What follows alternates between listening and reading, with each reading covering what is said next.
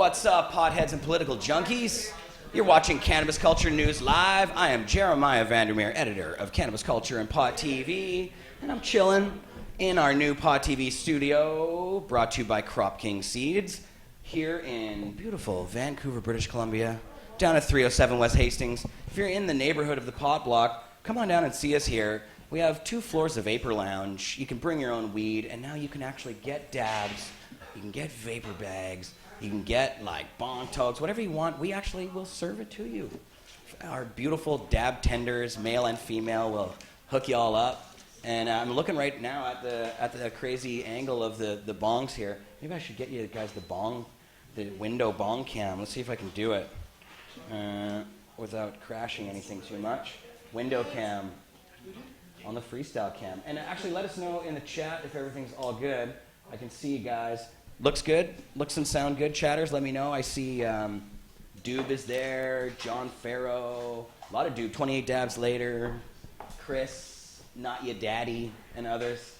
What's up, guys? So, let's check this bong cam out. Oh, window cam. Let's see, a better angle here. Oh, you can't really see it as well as I can. And there's a mic stand in the way, but it looks right out into our beautiful lounge. Anyways. Oh, and Victoria has cookies. Oh, yeah. She's got cookies. Uh-oh, that's dangerous. What kind of cookies are they, Victoria? They're very good. Delicious kind. The delicious kind. Here, come over here for a sec. Okay. What kind? Talk to the mic. They're vanilla chocolate chip with milk chocolate chip, and also there's cranberries in there as well. Oh my goodness. Thank you for bringing me one. Phoenix tears. Oh, nice. And delicious. Your creation? This is my creation. Well, the first time I ever met you, you brought me a cookie. Yeah, I remember that. Delicious. Thank you, lovely. Well done, Victoria. Here's a joint for you. I'll trade you for the cookie. Oh, it's, yeah, sorry. So, big show today. Yeah, good one? Yeah, I'll have a bite. Big show today. We have Ms. Jodie Emery on the show to talk about our new, well, what we're asking for. We want Justin Trudeau to put a moratorium on arrests related to marijuana immediately. There's no reason that we should still be arresting people in this country when we have a prime minister who says he's going to legalize marijuana, and everybody knows we're going to legalize marijuana, yet we still have people going to jail or being arrested, wasting resources. We had, the big Nanaimo arrest happen. We had good weeds raided. This stuff needs to stop. Bullshit. So Jodie's going to come on the show today. Jodie's been doing some PR work to try and get the Liberals' attention on this issue. We have a new page set up at our Cannabis Culture Nation Builder site, the Cannabis Culture Activist Network. That's at cannabisculture.nationbuilder.com. If you go there, you can see our new campaign about the moratoriums. Jodie's going to be on to talk about that. Dana Larson will be joining the program, back from India. Dana's going to talk about what he did before he left, and that was sending marijuana through the mail to the Liberal MPs with his new book. He got it shouted on this hour is 22 minutes. I just saw that before the show. They said, we're liberal here, very liberal. Yes. Our address is? Yeah. 22 minutes. This hour has 22 minutes. The CBC show shouted Dana out and mentioned the fact that he was sending the weed out. And they said, we're very liberal around here. Please send, and started giving the address. Expert joint in my hand at the moment. Yes. We got the expert joint around. Craig X, the expert joint guy, the expert himself, handing me expertly rolled joints. And it's Courtney's birthday yesterday. Hi, Courtney. Happy birthday, Courtney. She's outside of the window there looking at me. I can't possibly swallow anything right now because my throat is so dry. I really need a glass of water or something. I can barely even talk right now. Water. I'm dying. All right, thanks, man. See, lots of good Pot TV staff around here. So Dana's going to come on first things first. But before we even get into that, I was handed just before the show this newspaper. And this is the 24 Hours here in Vancouver, and I wanted to read this story, the cover story, that is. Let's take a look at this cover. No crackdown on pot dispensaries, says the VPD. This is today's issue, I think, is it? Yeah. So, front page story, page 3. Business as usual for VPD on pot shops is the headline. Vancouver police are awaiting federal regulations before altering course. And this is by Eric McKenzie. The Vancouver Police Department won't be changing its directive on marijuana dispensaries despite a recommendation from the Office of the Police Complaint Commissioner to consider enacting a new policy. I actually thought they were in agreement on that, but I guess they're differing. The police board voted Thursday to respond to the complaint issued by Pamela McCall of Smart Approaches to Marijuana Canada by stating it's premature to alter course on the dispensaries when the new federal government has committed to legalization. So it's too early, they say, and that's great. Quote, we're satisfied that in the current circumstances that the directive we have out to our members is sufficient direction to them, Deputy Chief Doug Lepard told the board. That may change in the future when the legislation comes into being. For the past year, frontline officers have not been permitted to take enforcement action against dispensaries without approval from their district commander or the department's organized crime section. Quote, the department is just business as usual, said Chief Adam Palmer. We prioritize our resources. We go after methamphetamine, heroin, cocaine, and things like that. That's a higher priority. No pun intended, or maybe it was. And fentanyl, which is killing people in our streets. Marijuana falls into the scheme of things, but definitely low in priority, he said. So, and he also said, we'll look into things if it's organized crime related, youth related, but that's where we sit with that. Nothing's changed. So when they say organized crime related, I'm sure they mean like organized gangs, because it's really all organized crime, isn't it? Yeah. But, yeah, so anyway. There's one gang in particular that concerned with, right? Yeah, well, I'm sure they have the police know what's up with the gangs and stuff. They seem to know in secret. They meet with them sometimes secretly to discuss things too, as Jodie and I had pointed out before. The gangs. Absolutely. Please don't be so violent. Don't firebomb. Just, I know. Asking them not to firebomb, they're like, they came to a good agreement, they won't firebomb anymore. You arm wrestle each other for territory. I just don't understand why, if you have them there, why you wouldn't arrest them. If you have some evidence, it's them. Anyways. So, lots of chatters out there whizzing by. That's really delicious. There was another story I wanted to mention, and I'm going to try and have these folks on the show. Where's my stories here? Front page of Cannabis Culture right now. Medicinal marijuana lounge opens in downtown Windsor. This was a mainstream news story. I believe this is CBC. So we have a new medical marijuana lounge opening in Windsor. Oh, that's good. I needed that. Thank you. I needed that too. And we actually have a city councillor there who is saying right now that he wants to create regulations to govern the lounges and dispensaries opening. So more local politicians coming out now. I'm not sure if he really wants to go against it here. Here's a quote.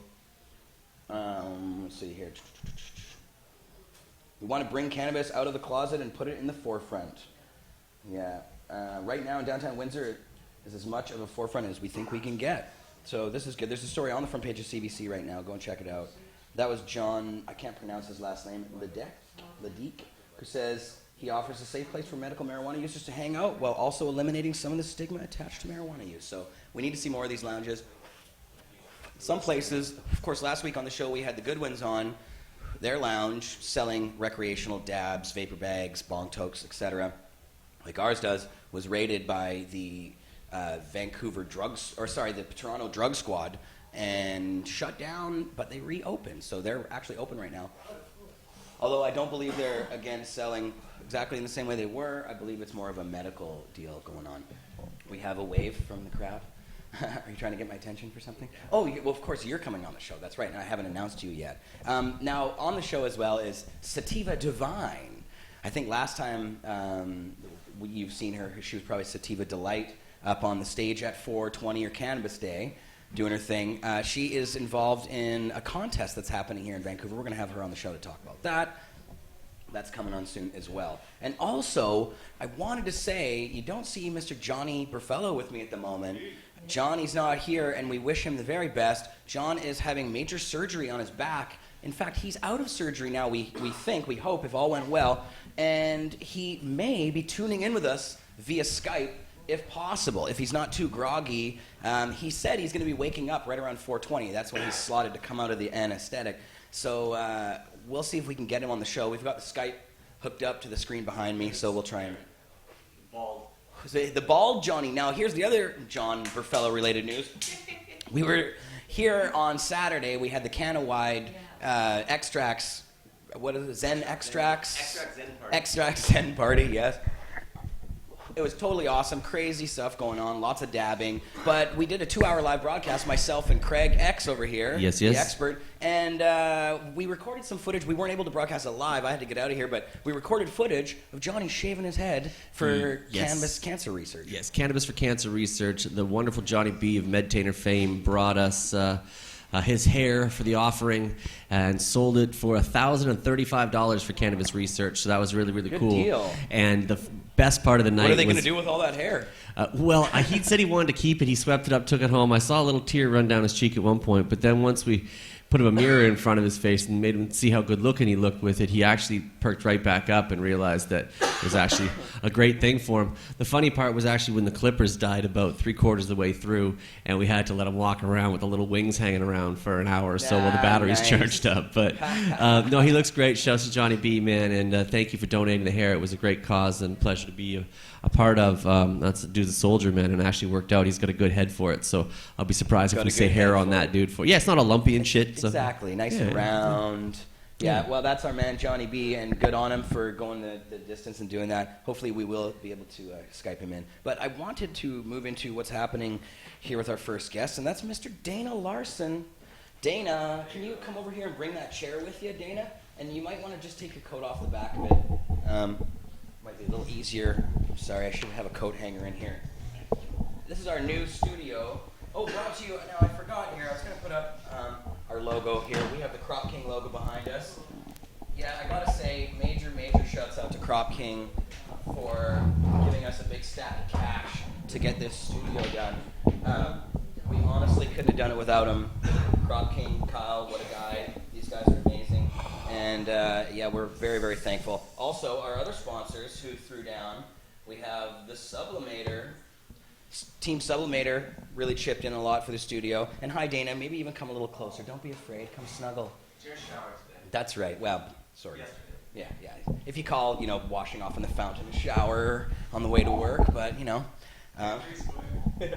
also, a good friend, Sarah Sunday at the Karma Cup. Don't forget about the floating bubbles behind it there. The Karma Cup, totally awesome, amazing Toronto Cup. It is the biggest one that I've ever been to. Woo! 100 entries, marijuana entries, big duffel bag that they give you. karmacup.com, check it out. And don't forget about, we have 2 more. Don't forget the 3 Happy Cats. Their website's not up and running at the moment, but I believe it will be back and running soon. And also Medtainer, you guys know the Medtainer. Canada, that's our good man Johnny B. My favorite marijuana product, basically of all time. It's the best grinder and / container / roller. They're a fun product. I love that. It's honestly my favorite, and that's not just because Johnny's my buddy. I really do like it. So Dana, good to have you on the show. I'm putting one more backdrop up there. There's the logo. It just looks fuzzy though, doesn't it? Let's get the pot TV. Sorry about all the screens. Now that we have screens, they take fucking around with. And I'm doing it myself today because I've got Johnny loaded up on Skype just in case, and I wanted to be able to control it and see what happens. But Dana, back from India, but before you left, you sent this amazing new book that you have out to our MPs, or to the Liberal MPs. I thought at first you were sending it to everybody, but just the Liberals? It's too much to send to everybody. It's not cheap, actually, because I didn't want to send it. If you send it to their parliament, it's free, any citizen to mail to parliament. But I thought if all these books with weed in them arrive at Parliament on the same day in one big thing, it's not, something's going to happen. Someone's going to seize it all or whatever, right? So I sent it to their constituency offices. But some of them don't have constituency offices open yet because it's still kind of new and they're getting going. And so we sent out about 100 of these to Liberal MPs, including Justin Trudeau and all the big wigs because they all have their stuff set up. I sent a copy of my book and a grandma pot. I thought I would get some media coverage before Christmas because I sent it out before Christmas, and I thought, the marijuana Christmas, hashy New Year kind of thing would sort of get a focus. They're getting a marijuana gift in the mail, but it didn't get any attention. And then I went on a holiday in January, and while I was gone, it started picking up, getting a lot of coverage, and ended up being quite a big story. Actually, I'll have some of your water instead of your cookie if I could. Okay. All right, I'm just going to steal this. I love eating on camera. What? Oh, water, yeah, another water would be good. Thanks, man. Like Brad Pitt. Brad Pitt always eats in all of his movies. He's always eating all the time. If you watch his movies, you'll see that. Character acting. Eats a lot on camera. Yeah. good acting But technique. yeah, so it's a gram of weed. I just kind of thought it would be fun, stir up a little controversy, and kind of promote my book bluntly, but also kind of draw some attention to what their promises should be, how they haven't acted on anything yet. There's been a lot of great talk out of the Liberals, but no real action yet on this issue. And some of them called the first response was a tweet from an MP who was just like, "Hey, I got the gift, haven't smoked it, brackets yet, but seriously, I love we that. need to." Yeah, that was nice. But some of them kind That of was- freaked out. And Who was that? Do you remember his name? what's his name now? It was. I was trying to avoid I saying forgot his it names. I too. couldn't remember it, but No, I it will can't come remember. to me in a minute. He's got a couple of names. He's got a hyphenated name.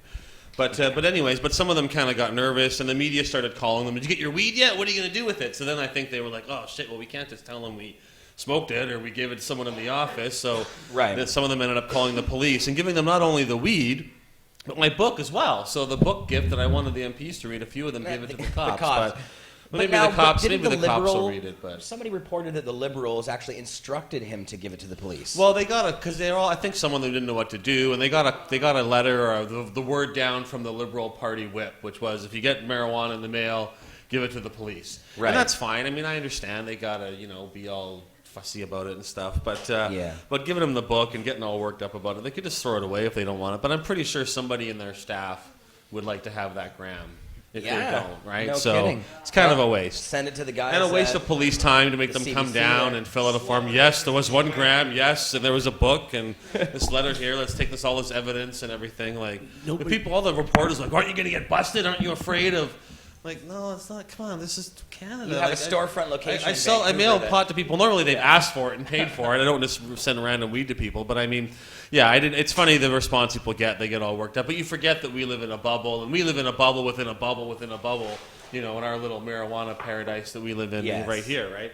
But yeah, so that was fun anyways, and it got some attention. And hopefully the point of it is to get people interested in the book and in the topic of the book, the history of cannabis in Canada, and hopefully to go beyond the book and to learn more about it themselves, because there's a lot that I couldn't fit into the book. But my line Happy is, 420. It's 420. It's 420. Happy 420. What kind did you send them? That's the big question. What was It the was a strain? strain called Honey Pot, which is not. It is a strain from our dispensary. It's a nice variety. I've still got quite a few grams left at our office for a few other media people, but it's a nice sativa indica hybrid strain.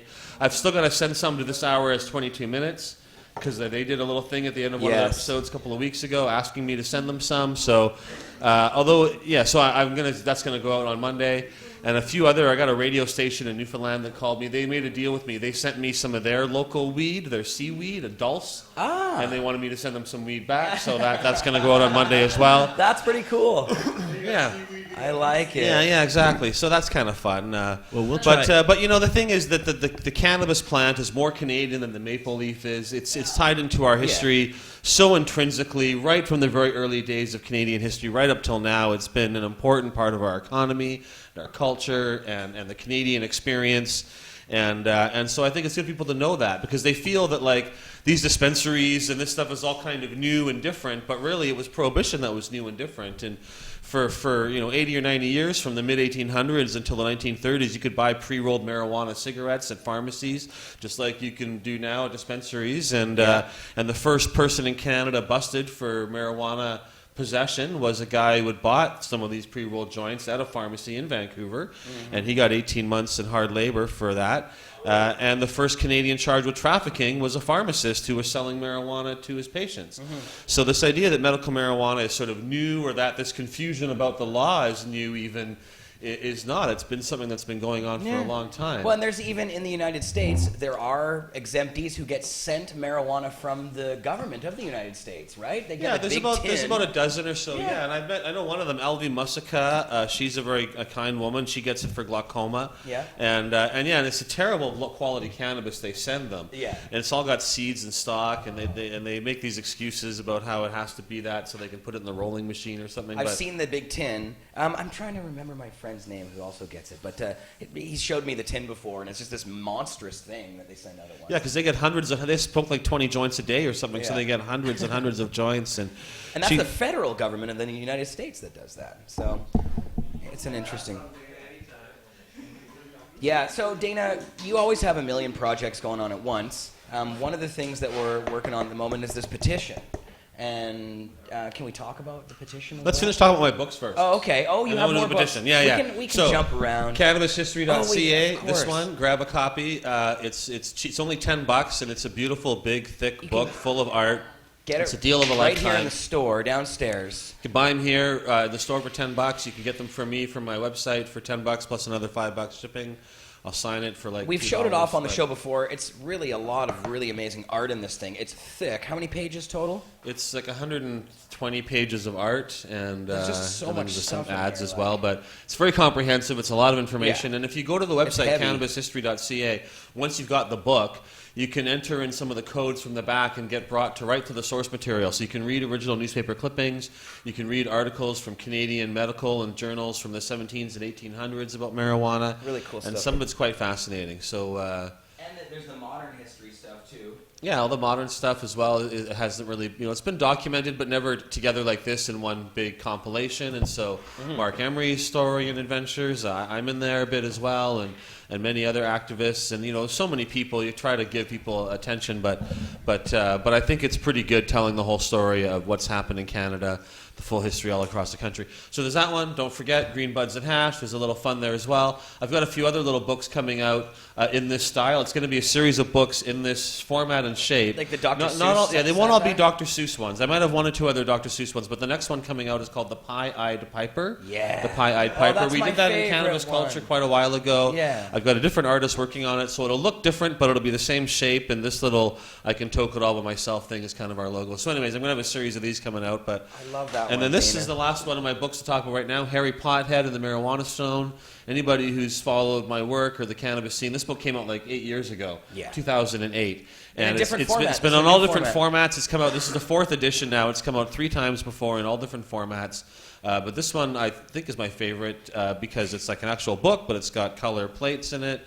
And so it's I enjoyed illustrated it. as well, and I think so this is out anyways at DanaLarson.com and It's funny. HarryPothead.net and all that stuff, and I have more books coming out. It's But hilarious. Everything I know from Harry Potter, the actual like real Harry Potter, I've never seen any of it. I know from this book just because of your well, there's a satire. lot of Harry Potter in here, and a Yeah. lot of I There's a feel lot of other that yeah. So anyway, so that's all my promo. Now we can talk about other stuff. Good plug, Dana. Good plug. And set we these didn't up. have to rush, really. We got time. And about the other ones you're doing, I have at my house a huge collection of this format of books of Dr. Seuss, but there were others. It wasn't just Dr. Seuss. They had the Bernstein Bears were one that came in the same format. You had like Are You My Mother was one of my favorites when I was a kid. Do There you were Go all these Dog different Go? ones. Do you remember Go Dog Go? Go Dog Was that Go. one? I have the original. I have Oh yeah, like because I've got kind of 1957 copies got of kind them. of a weed sort of parody of Go Yeah. Dog Go, and I wasn't sure if anybody would remember that one I compared to love the Dr. that one. Seuss The stuff, driving so- cars and there's like no, stoplights and everything.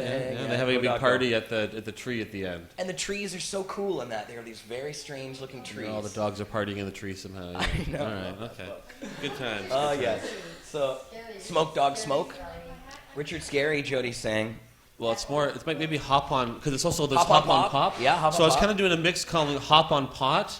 Yeah. And it was kind of a mix of Go Dog Go and Hop on Pop. I was kind of mixing those two together, so it had elements of both in this kind of thing. I don't For know. the We'll kids. see if it comes out or whatever. But anyways, And of course, the that's Cat in the future project. Hat. There's the Cat in the Hat. Yeah. Well, one parody at a time. Right. But okay, so the books and stuff. Now, what was the Okay, other? the we were gonna petition, talk I about? was gonna The ask you about petition. your Yeah. petition. So we've got this new e-petition system in Canada where if you get an MP to sponsor your petition, and it's like we had this already with paper forms, right? Yeah. You can get an MP to sponsor it, and then you get people to sign it, and then they will read it out in Parliament. Yes. And so it doesn't really it doesn't force anybody to do anything, but it lets you state your point of view and get an MP behind it. But now for the first time, thanks to an NDP motion actually in the last Parliament, which the Conservatives allowed to pass, they have an electronic system. So you can do it online. Yeah. It's really easy, too. I did one last night. It's not that hard, but the hard part is finding an MP to sponsor it. Now, they don't necessarily have to agree with everything in it. Right. They just have to be willing to not be opposed to it so much they don't want your voice to be heard on it. So, Right. And admittedly, it's been challenged. Not all the MPs have their offices set up. They just were it was Christmas. They're out of Parliament. They're back in Parliament in Ottawa now. Yeah. But I've been trying to find an MP to sponsor this for a while. Not just me. Several other people have been sort of working on Oh, now hold on a we sec got John here. We got Buffalo. Johnny B on the telephone here. this. Right on. Hi, Johnny. Hey, man, not bad. How are you? Here, hold on. Let me put you on speakerphone. Hey, Johnny. I tried getting the Skype together and FaceTime, but I'm not working in the hospital. But surgery was 100% success. Completely, man. Awesome, brother. Glad to hear So it. surreal, guys. It's amazing. I'm fused between the C3 and the C7, but 110%. I'm a new man. It's so surreal to wake up with all these vibrations and this pain. It's awesome, and I just want to thank everybody there and just give you an update. And I'll definitely be on the show next week. Fantastic, brother. Oh, that's so good to hear. Excellent. Fantastic, Now, and how are guys. you feeling, John? Did you just wake up or what? I've been up for about 2.5 hours. And how's it? There's still a lot of pain. Or are you going to be in? Is it going to be a bit of a trek for you? How long do you have to stay there? I'll be in the hospital for 2 days. I'll probably get out on Monday. Okay, so not too And bad. then, no, just a couple nights. Do they have you pain. all drugged up or what? Oh, well, yeah, I got this pump beside me. Oh, hit that button. Hit that button. Nice, I got a Johnny. button. Very cool. But, things are just awesome, guys, and I was really stressing out trying to get in it, but it worked out good. Like I said, I woke up from the surgery, and I can feel like I was, like I used to be, like growing up as a kid and stuff like that. Like, I can't wait to go skiing and stuff like that. It's just, I feel great. Now you're like You know, RoboCop. Most of your body is made of some sort of adamantium skeleton, like Wolverine. Oh, you know? well, basically my cervical neck is all steel now. He's got a whole new neck, whole new head. Yeah, Actually, they whole new replaced neck. his whole head. That's why I shaved it.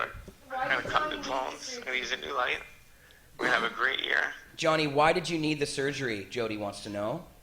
The surgery was needed because I had monoropathy and softening of the cord, and because of the car accident I got in, it created no white matter, and I had basically, there was no protection around my spinal cord, so it was like being in a car driving down the road with no doors and no windows and no nothing. Wow. That's the best way of saying it. So now they put the doors and the windows and all the steel back around it again. So this way it gives it protection, because I was really fatigued. I was always tired. I had to lay down a lot, stuff like that. And a lot of people never saw it, but I didn't really talk to about how my pain was, and that's why I smoke a lot of hash. There you go. Well, I'm so glad you were able to tune in with us, John. We'll I had definitely. to. Yeah, we weren't able to show your haircutting video because we haven't been able to get a hold of the author of it, but apparently the video will be done tomorrow or soon. So we'll have it for next week on the show. 100%. Cool, brother. Okay, Well, guys. best of luck, Johnny. We love you so much. Thanks for calling Love in, you man. lots. We'll touch base with you soon, and I'll see you. Thanks, Jody. Thanks, Jared. Thanks, all you viewers. Peace and love. Love you, brother. That's Johnny B, co-host of Cannabis Culture News Live.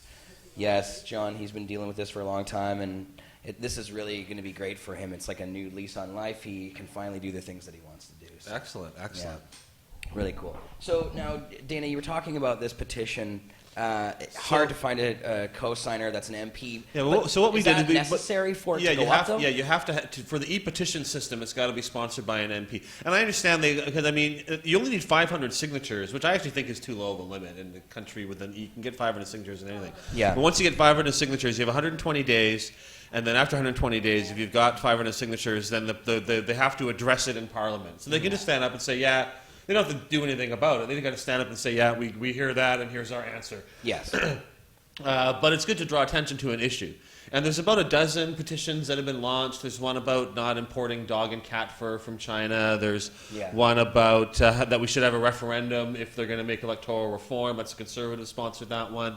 Mm-hmm. There's a few other ones like that. And so we've been putting this one out there. But what our petition calls for, it's what we tried to get a consensus among the pot community as to what legalization should mean and what the government can do immediately, right? We want an immediate stop to arrests for possession and personal cultivation.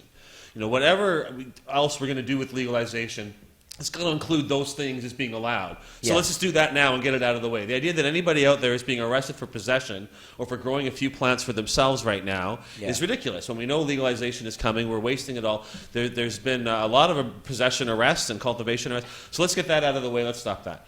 Let's get rid of the anti-bong laws and anti-book laws. A lot of Canadians don't know these laws exist, but they do. They're still enforced. People are still getting harassed for this. So it should be a no-brainer to get rid of those laws. They're archaic anyways, right? And then we should be, within a year or so, we should be able to have a system where, what do we call for that? Farmers should be able to harvest the resins off their hemp plants. Yeah. That the government should repeal the prohibition of cannabis by taking it entirely out of the Controlled Drugs and Substances Act. Yes. And then allowing provinces and municipalities to regulate it as they see fit, but to ensure that we allow personal cultivation as part of that. And I don't actually have the petition right in front of me, so it's on our website. I wasn't sure we were going to be talking about it, so I didn't bring it with me. But those are the basics that I think we're covering Now, and what Dana, we're calling for. the petition that's on the website, I'm just confused as to, so do you need the MP to be able to have other people signing it first? Yes. Okay. Nobody can sign it until an MP has sponsored it. Right. There's So a it's process. sitting there waiting. And that's, it makes sense. So it's sitting there waiting. Anybody can do it. And we've actually got a few people that have launched their petitions because you do it. Oh, yes, you sort of please. send I it don't to an have any MP bombs through today. the site. So we've got several people. I've got one request into Jenny Kwan, my local NDP MP, and I'm going to be meeting with her, and hopefully she'll sponsor it. But we've also got one into Elizabeth May. She's had it for over about 10 days now and hasn't really gotten back to us, but we're hoping that she will Jodie has a sponsor scheduled it. meeting with Heady Fry coming So up. yeah, so it doesn't matter who sponsors it, and the person who sponsors it doesn't have to be the spokesperson for it. They can even say, I don't necessarily agree with all this. But I'm very confident we will be able to get more. Like the biggest one has got about 10,000 signatures on it. Mm-hmm. We could get 100, 200, 500,000 signatures. I'm quite confident it will blow all the other petitions out of the water. Would it be And worth so- it to have, like we have a Nation Builder site we could make a petition on now and start collecting signatures right away? Does it have to be, if you collect signatures The way it beforehand- works, well, anybody can enter it in. There's a two-step process. So they enter in the name and email address and some, not your personnel address, but you're supposed to give them your phone number, your name, first name, last name, and your email address and your postal code and your phone number. And then they email you a confirmational thingy that you have to click on and send that back. Yes. So you could collect people's info in advance and then have you enter it all in for them and then make sure they click on the confirm link if they're real people. But I mean, we want to have a sponsor really before we start doing too much of that stuff, right? So the idea is to get a sponsor in the next week or two and then start getting signatures. But it has been frustrating because we've been asking people since before Christmas, and we haven't got anybody to say yes to us yet. Whereas things like a petition to ban Donald Trump from entering Canada because he's a racist pig has gotten support. But that's like kind of a joke thing to me, right? That's not really a serious national issue whether we ban Donald Trump from Canada or not. Well, there's some talk that there's a conspiracy going on to not put it forward yet until they get something in place. There's Well, it would be a conspiracy. I don't think there's a conspiracy between the Liberals and the NDP and the Green Party, right? Like, I mean, the Liberals getting a Liberal, and for me, getting a Liberal on board after I just kind of embarrassed them all by sending them all weed. Maybe they wouldn't want to be associated with me. We were thinking of that earlier. And maybe other ones too, but what we have is, it's not only me that's been reaching out, right? Like other people can be the sponsor. I've only got one into my local MP. I don't care whose name is on the website as the sponsor. We'll all be talking about it and I'll help to push this forward, but it's not my thing or Dana's project, right? We got a lot of people working on this. We tried to reach out to everybody, and it should be like Sensible BC, but across the country where anybody can participate, anybody can sign it, and it's just a really easy way to show mass support for what we want. And if we can get a few 100,000 signatures on it, I think it'll draw a lot of media attention, and it'll clarify what the marijuana movement is looking for out of legalization, right? What are the things that we want it to include and not to include, and that there should be immediate action. There's no reason to delay. Well, right now, on some of these, on at least stopping possession charges. We and have and personal so many other groups who are moving forward with lobbying and getting their act together. We have the LPs who, and now some of them, they have this new group, and they're calling for the dispensaries to be closed down. We have even the guy from Tweed coming out and saying some very inflammatory comments about everything. So, we have to get our shit together, basically. I will point out that although that's short-sighted and terrible of the LPs to behave like that, because they really owe dispensaries everything. Yeah. Without dispensaries funding the court cases and putting the pressure on the federal government over the last 10 years, there wouldn't have been an LP system. Right. And even recently, the fact that LPs are able to sell oils and get licensed to sell oils and extracts, as we know, comes about because of the Owen Smith case, paid almost entirely by the Vancouver Island Compassion... No, the Cannabis Buyers Club, Ted Smith's club out there. CBC. We tossed in a few grand, and a few other clubs tossed in a few grand, but they paid like 90% of it, and it was over like $200,000 or something. Yeah. Not one dispensary kicked into that case, yet they're going to be the ones who financially benefit. Yeah. And they can't even say thank you. All they can say is we want those guys to be raided and shut down. And what we're ultimately going to need, I mean, these two parallel systems are going to have to kind of come together at some point. But they can't, people say, well, would you sell LP weed at your dispensary? And like, I'm not going to sell Tweed or Tilray or whatever's weed. But if there was 5,000 LPs across the country, which there should be, if many of my current suppliers who keep doing what they're doing but become a licensed producer, then I would love to sell LP weed. But there needs to be a lot more. There's no way we can have the cannabis industry entirely supplied by 24 companies. That makes no sense at all. But if it's an easy system and you can get a license and anybody can get a license as long as you're not growing a crappy product and you're doing it right, like microbreweries and that, there should be, except it's easier to grow cannabis than it is to brew beer, so it should be even more widespread. But that's the kind of system that we need. But none of the LPs, they're also, I'm sure, lobbying because they want to protect their investments, right? And legalization should not be about protecting dispensaries' investments or LP investments, right? Yeah. But they've put a lot of money into building these highly secure facilities, highly secure, overly secure. They don't need to be like that, but they've got these restrictive rules. And so they want everyone else to have to follow these same rules they follow. But really, legalization should mean that farmers are growing marijuana in their fields in very large quantities, not that little bits of a couple hundred plants or a few thousand plants are being grown in a secure warehouse. Right, because let's lights, face it, marijuana isn't very dangerous. And these security measures and all this stuff, I mean, that just seems like a lot of... it's like reefer madness, but it's like it's because it's so expensive, also, right? If marijuana is $2,000 a pound, then you want security because it's easy to steal and it's very liquid. But if it's $200 a pound or $50 a pound or whatever, then there's no motivation anymore for anybody to steal it. So it's not a big deal. It doesn't really matter, right? And that's how it should be. I'm not convinced that even if marijuana is everywhere, that it's going to come down that much in price, because just like any other kind of market, whether it's a wine market or other things, there'll be weed that's really cheap, of course, but the connoisseurs market, I mean, it's what you can get away with charging, really. Most of wine is taxes, though, when you buy it at a store, right? Or at least a lot of it is. And I think with cannabis, it's even cheaper to produce. So the tax rate, it'll be up to the tax, how much they want to tax it. Because farmer, under a totally legal system, if a farmer can grow 1,000 hectares of cannabis and take the resins out, he can sell those for dollars a pound at a very pure rate. And so then if that's the actual sort of price, what it costs to produce it, then the consumers will pay a lot more than that, absolutely. Yeah. But that's going to like be a nice just taxes. bottle of wine is not. But it's not going to be the grower. But it's not going to be the grower getting all the money. $200. That's like because of the. Yeah, and there's $1,000 bottles of wine too. Exactly, but objectively, they're not any better than the $100 or the $20 bottle of wine that's in your thing. That sounds like a subjective opinion. Well, there's been studies where they give wine tasters various bottles. They don't know what the hell they're drinking. They give them a white wine that's been dyed red, and they think it's red wine. And it's about the brand, though, isn't it? Yeah, so that's the thing. They don't really know. And all that. Yeah, for sure. But and there'll be that too. But I think you can produce cannabis products very, very cheaply under legalization. They should be able to do very, very cheaply. And so the only real cost is government regulation. How the regulation is where it starts to get more expensive, right? The more it's prohibited or the more it's taxed.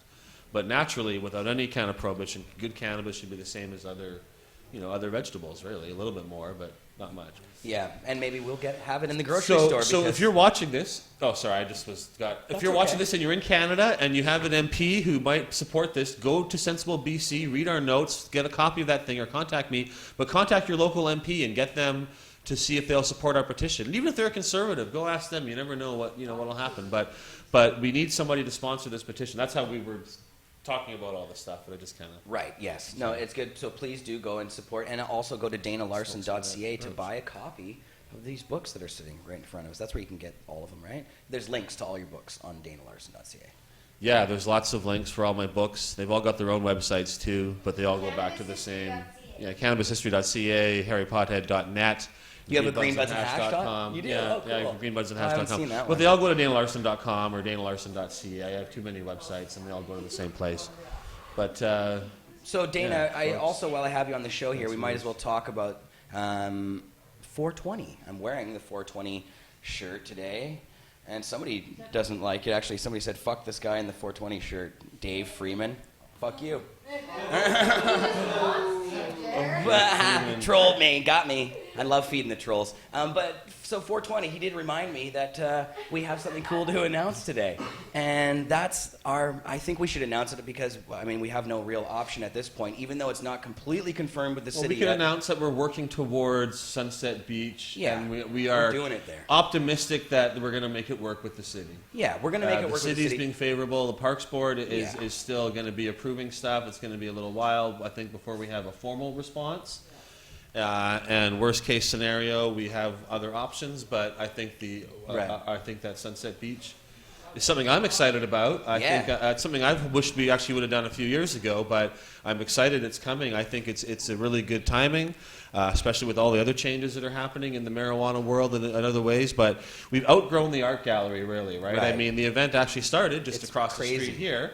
In the park with a couple of dozen people, and went to the art gallery, and now we fill, as anybody who's seen pictures or attended knows, we fill not only both the sides of the art gallery, but all the streets around it, and then usually several blocks away you can feel the event and people are there. It's 25 to 30,000 people, I think. Or maybe, it could be up to maybe 50,000 more. That's how many I think people. at the peak time, and maybe more throughout the day. Because a lot of people don't stay all day because it's too crowded.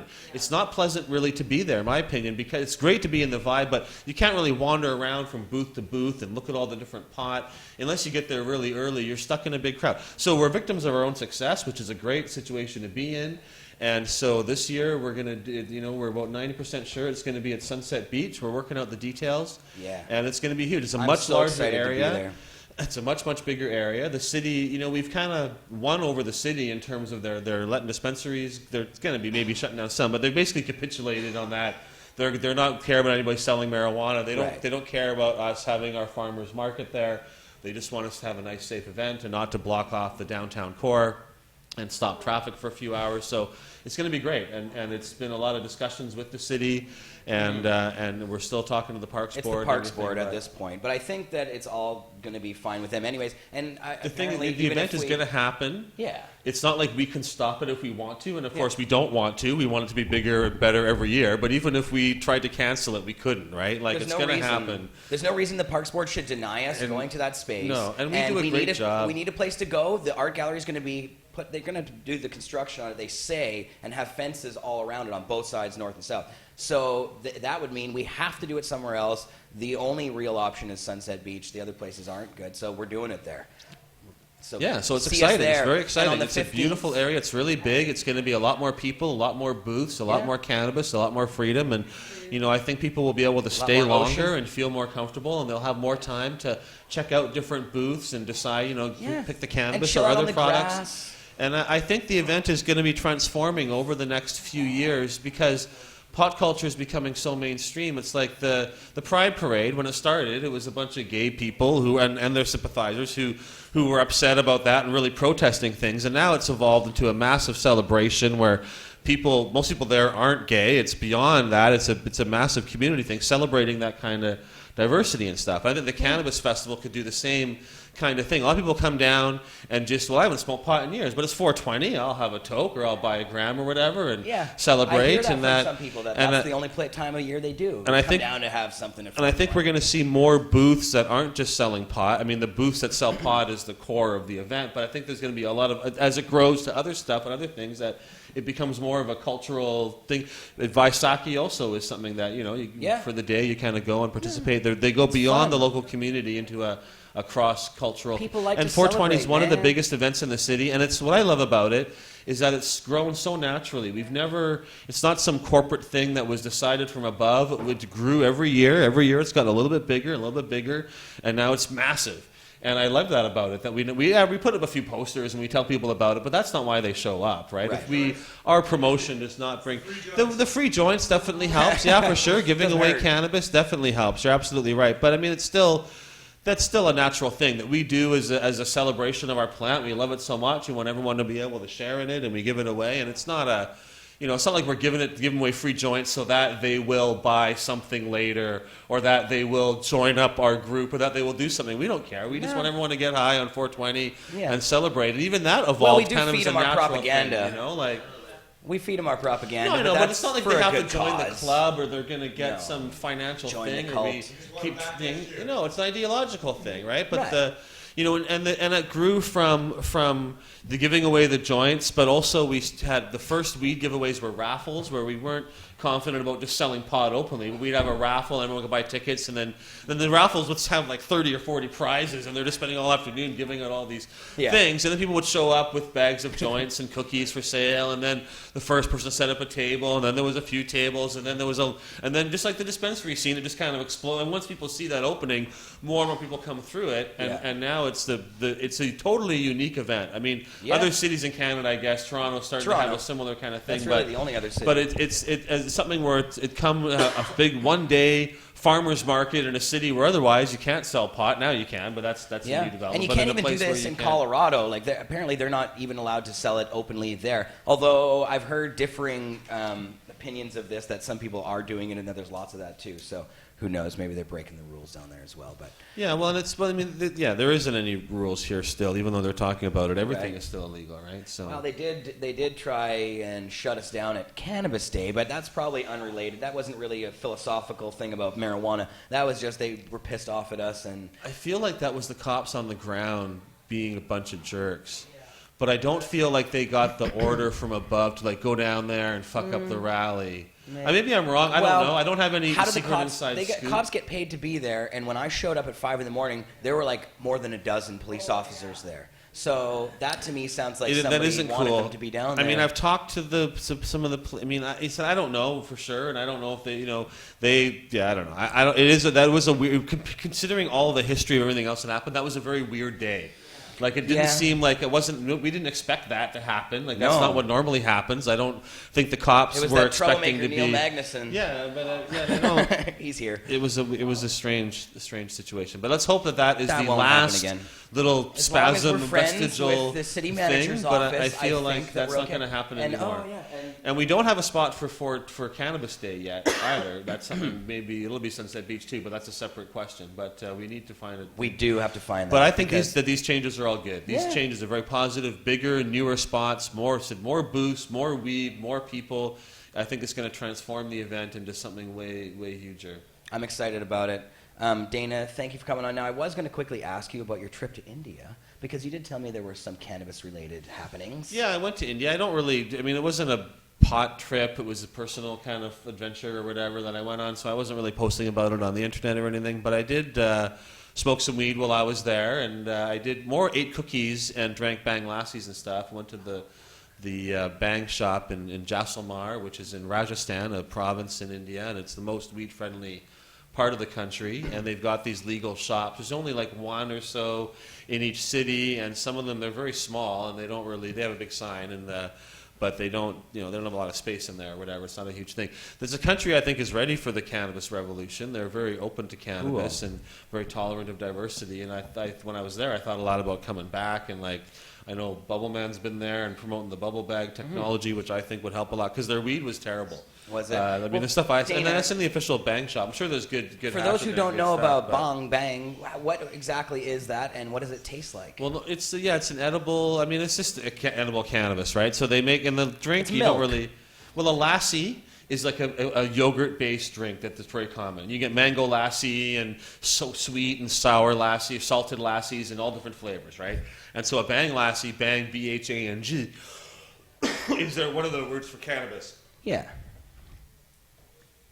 So a common form of taking it is in one of these marijuana yogurt milkshake things, and they really warn you a lot about not being too strong. Like, don't take too much, and be careful when you drink it, because they don't want tourists coming in and getting Falling super down. high. And I saw a guy Green doing out. that actually in one city, Varanasi. There was a guy kind of passed out laughing, and his girlfriend was with him, but I think he'd had too many Bang Lassies. Yes. And they'll sell you cookies and stuff too, but they focus more on that. I think having good hash would be having a nice dab bar at the Bang shop, like. That'd be would cool. Be good. It'd be a new thing that Whenever they I really. talk to anybody from India who's just been here not too long, they always talk about the fact that cannabis grows wild there in the ditches. Everybody always says it grows wild and everywhere there, but nobody really seems to care. Yeah, it's part of their thing. It's not really a big deal, but they could help, and they grow a lot of it though. And they could monetize it, and they grow it. They don't really seed it, but they could use, or they don't really like keep the males out, so it gets seeded. But if they were working on that, they could harvest the seeds as well and use that for things too. And I don't know. I thought a lot. There's a lot of temples there, and the cannabis religion. This is kind of what this is in many ways. I think like this is kind of a. It's a cultural phenomenon, and I think that for a lot of us, cannabis is a spiritual thing, and we devote our entire lives and money and freedom and devotion to this cause that's, I think, spiritual and religious in that way, right? Mm-hmm. And so I think about that kind of stuff. I know there's like the Church of the Universe and other groups that promote that kind of thing. And people have been using cannabis through the histories of many different religions, including and so being in India, the birthplace of many of the world's largest religions, and seeing how they have their temples and being in buildings that are 2,000 years old and have been worshipped in for all that time and that. I thought a lot about the Ganja Church or the Cannabis Church or whatever, and the Ganja Temple, and maybe, I don't know, I'm not sure, now that I'm back here, I'm not sure I want to do this anymore or not, but while I was there, I thought a lot about coming back and trying to set up some kind of Ganja Temple and thing and bringing that idea out. I think that...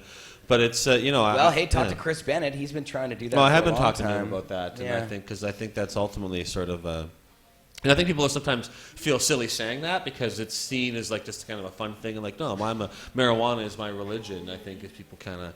But I think for a lot of us, that's what it is, whether we phrase it that way or not. I think that if you're willing to devote all your time and money and freedom and energy to something bigger than yourself, the marijuana movement, something larger than ourselves, something that we believe in ideologically because we want to make the world a better place, right? And I think that's kind of what, the core of a lot of that is that spiritual religious stuff or is that philosophical, though? Because it doesn't. Those the things religious, are intertwined, I think. The religion aspect has to do with the existence of a god, doesn't it? I mean... I think many cannabis people would say that using cannabis and other psychedelic, other things, brings them closer to, if not God, a spiritual force or a spiritual presence in some way. I feel that way. I mean, I don't know if I'm not saying use the word God as a Christian God or whatever, but I certainly, and certainly with other substances as well, and the psychedelic experiences, those are spiritual, transcendent experiences where I communicate with my higher self, however you want to put it. Yeah. I'm an agnostic, but I've had agnostic experiences. These things are often at the root of a lot of modern religions is those experiences, which have then been kind of diluted and washed out of them, and only the dogma and the structure remains, and the original experience kind of gets lost. So what were you saying about something? Oh, I don't know. No. Agnosticism? I said I'm agnostic, but I've had Gnostic experiences using cannabis. Well, I was going to say, like, a theist is someone who believes in God, an agnostic is someone who isn't sure if there's a God or not, and a Gnostic is somebody who's met God and spent some time together, right? So, I think I probably met God, but I'm not.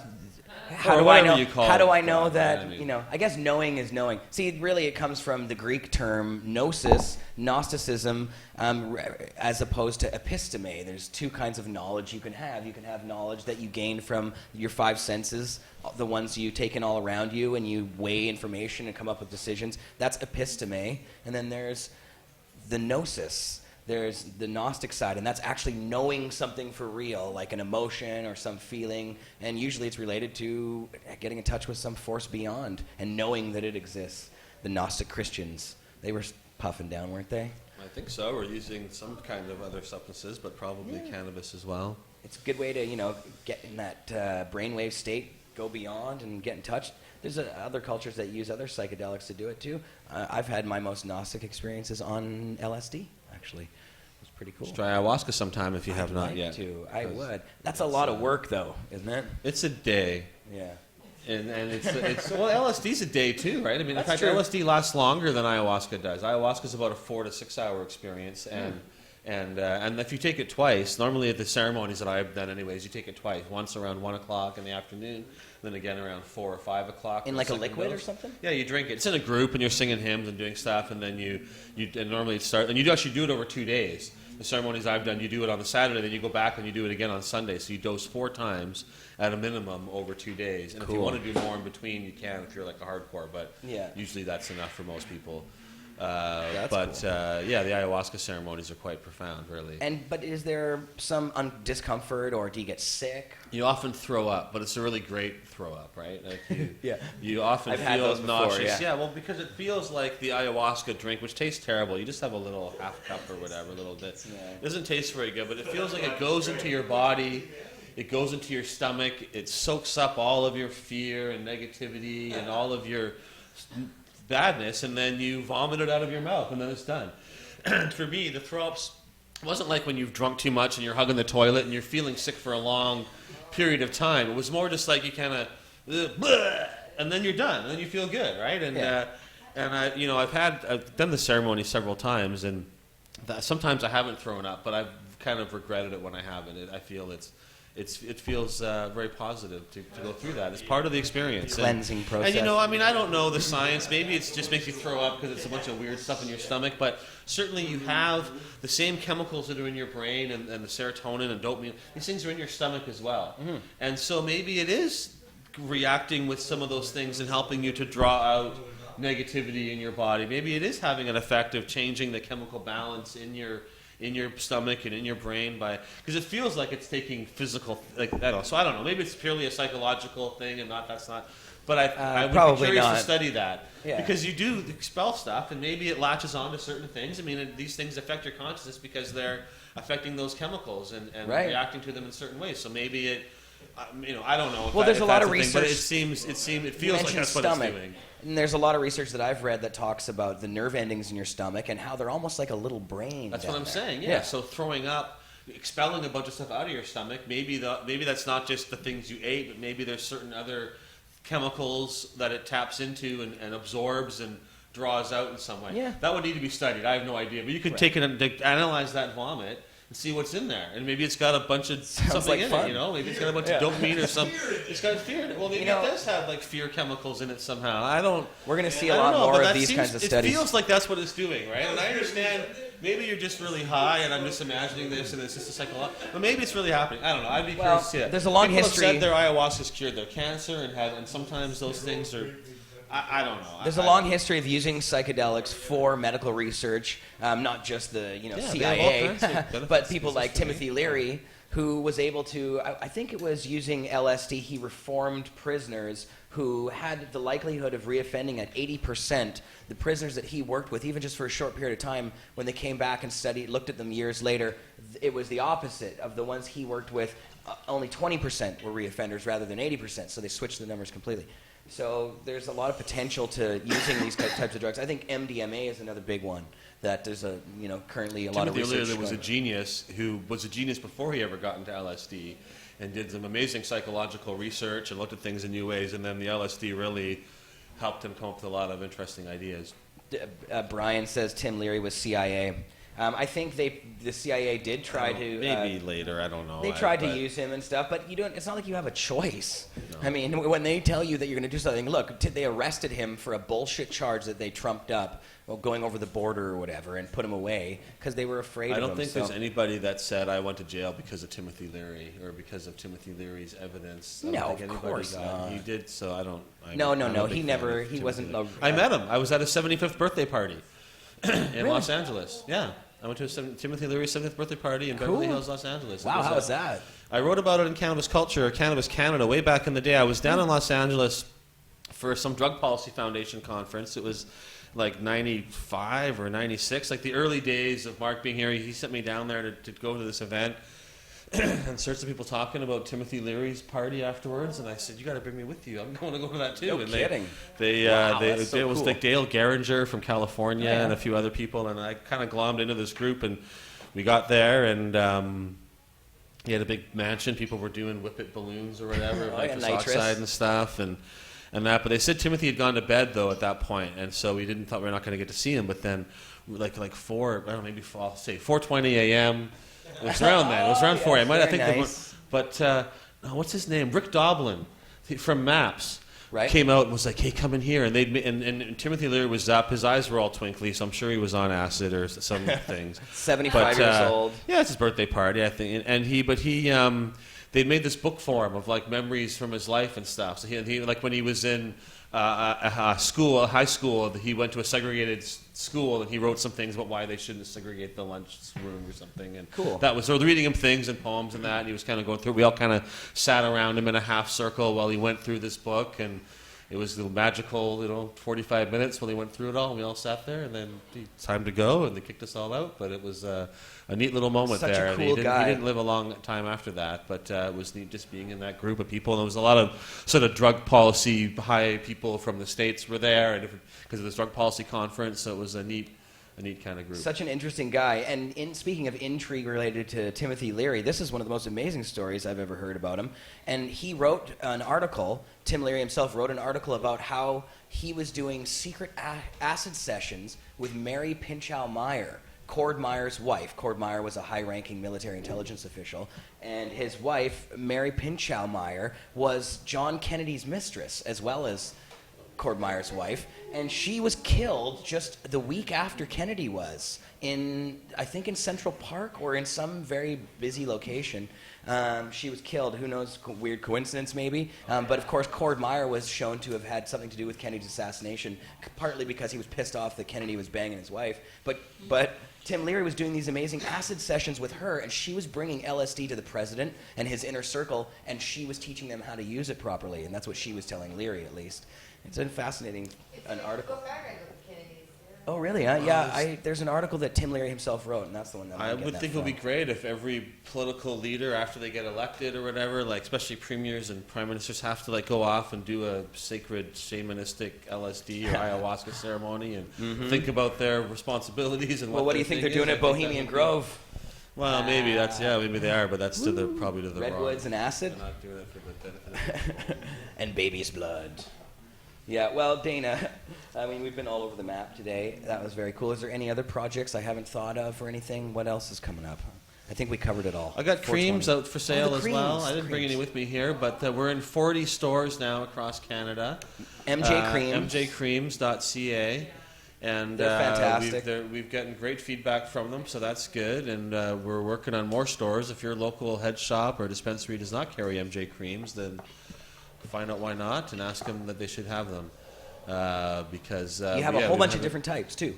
Yeah, there's 5 different kinds. We have lip balm as well, and it's good for things like cold sores, as well as the standard lip balm, chapped lips and stuff. Cold sores are eliminated by cannabis extracts, or they help get rid of that. So if you have that issue, use our lip balm, and they will reduce and eliminate that. But the creams we have, one's called Pain. That's our most popular seller by double everything else, is the Pain one. And it's cannabis. We've added arnica and juniper as well. Both are also pain-relieving herbs, and the 3 of those together packs a really powerful punch for people in terms of eliminating post-surgical pain, muscle pain, all kinds of topical pain. And I've been really happy with the results we've been getting from that from people. And then we also have one called Heat that's good for like stimulating your muscles and your blood circulation. It's got cinnamon and ginger in it. One called Calm for helping relax, and also good for tension headaches. I got a friend who gets really bad headaches. She rubs a little bit on her temples, and it helps with that. That's got lavender and chamomile. And then what's the other one? Cool. Skin, really good for eczema, psoriasis, those kind of conditions. And it's got a bit of calendula and comfrey in that too. But we're going to have new stuff coming out as well. The line is going to keep expanding, and I think that topicals are an important thing that people should have access to. So we don't sell ours with any kind of medical prescription or requirement. Some of the dispensaries that sell it do require for all their members to have a membership, but we're certainly available downstairs at the Cannabis Culture headquarters, and they sell a lot of our creams there. And you can get them from mjcreams.ca on our website there as well. And I think we should do a sponsorship thing, Dana, where you bring in the creams or whatever, and we can do like I rub down one of the guests on each show. Question, Dana. We were asked, do you ship internationally, or are they only available in Canada? Only within Canada. I wish I could. I mean, I've thought about, if you take the label off, the label's got marijuana on it and everything. Take the label off, I don't think anybody's going to know, but I can't. I mean, it's not something I'm doing sneakily, and I don't want to announce publicly that I'm mailing marijuana cream to the U.S., because I don't think that's going to work out well in the long run. Like, that's not I don't know. That's not the civil disobedience. I mean, I have sent a few to my friends in the U.S., honestly, but people are friends of mine, take the label off and send it, but I can't do that in a commercial kind of way with the business. This is an above transparent kind of thing. Plus, Americans can get this kind of stuff from, many of them have access in their own states and that, but yeah, there's more to the world than just the states, but that's like the biggest mail order market for Canadians, I believe, speaking of things that we probably shouldn't be saying, but we also carry them at the Cannabis Culture online store. Yeah, well, if you take the labels CCHQ off or put different labels on them, then I'm sure concentration. you could ship them anywhere in the world, and no one's going to be testing the cream.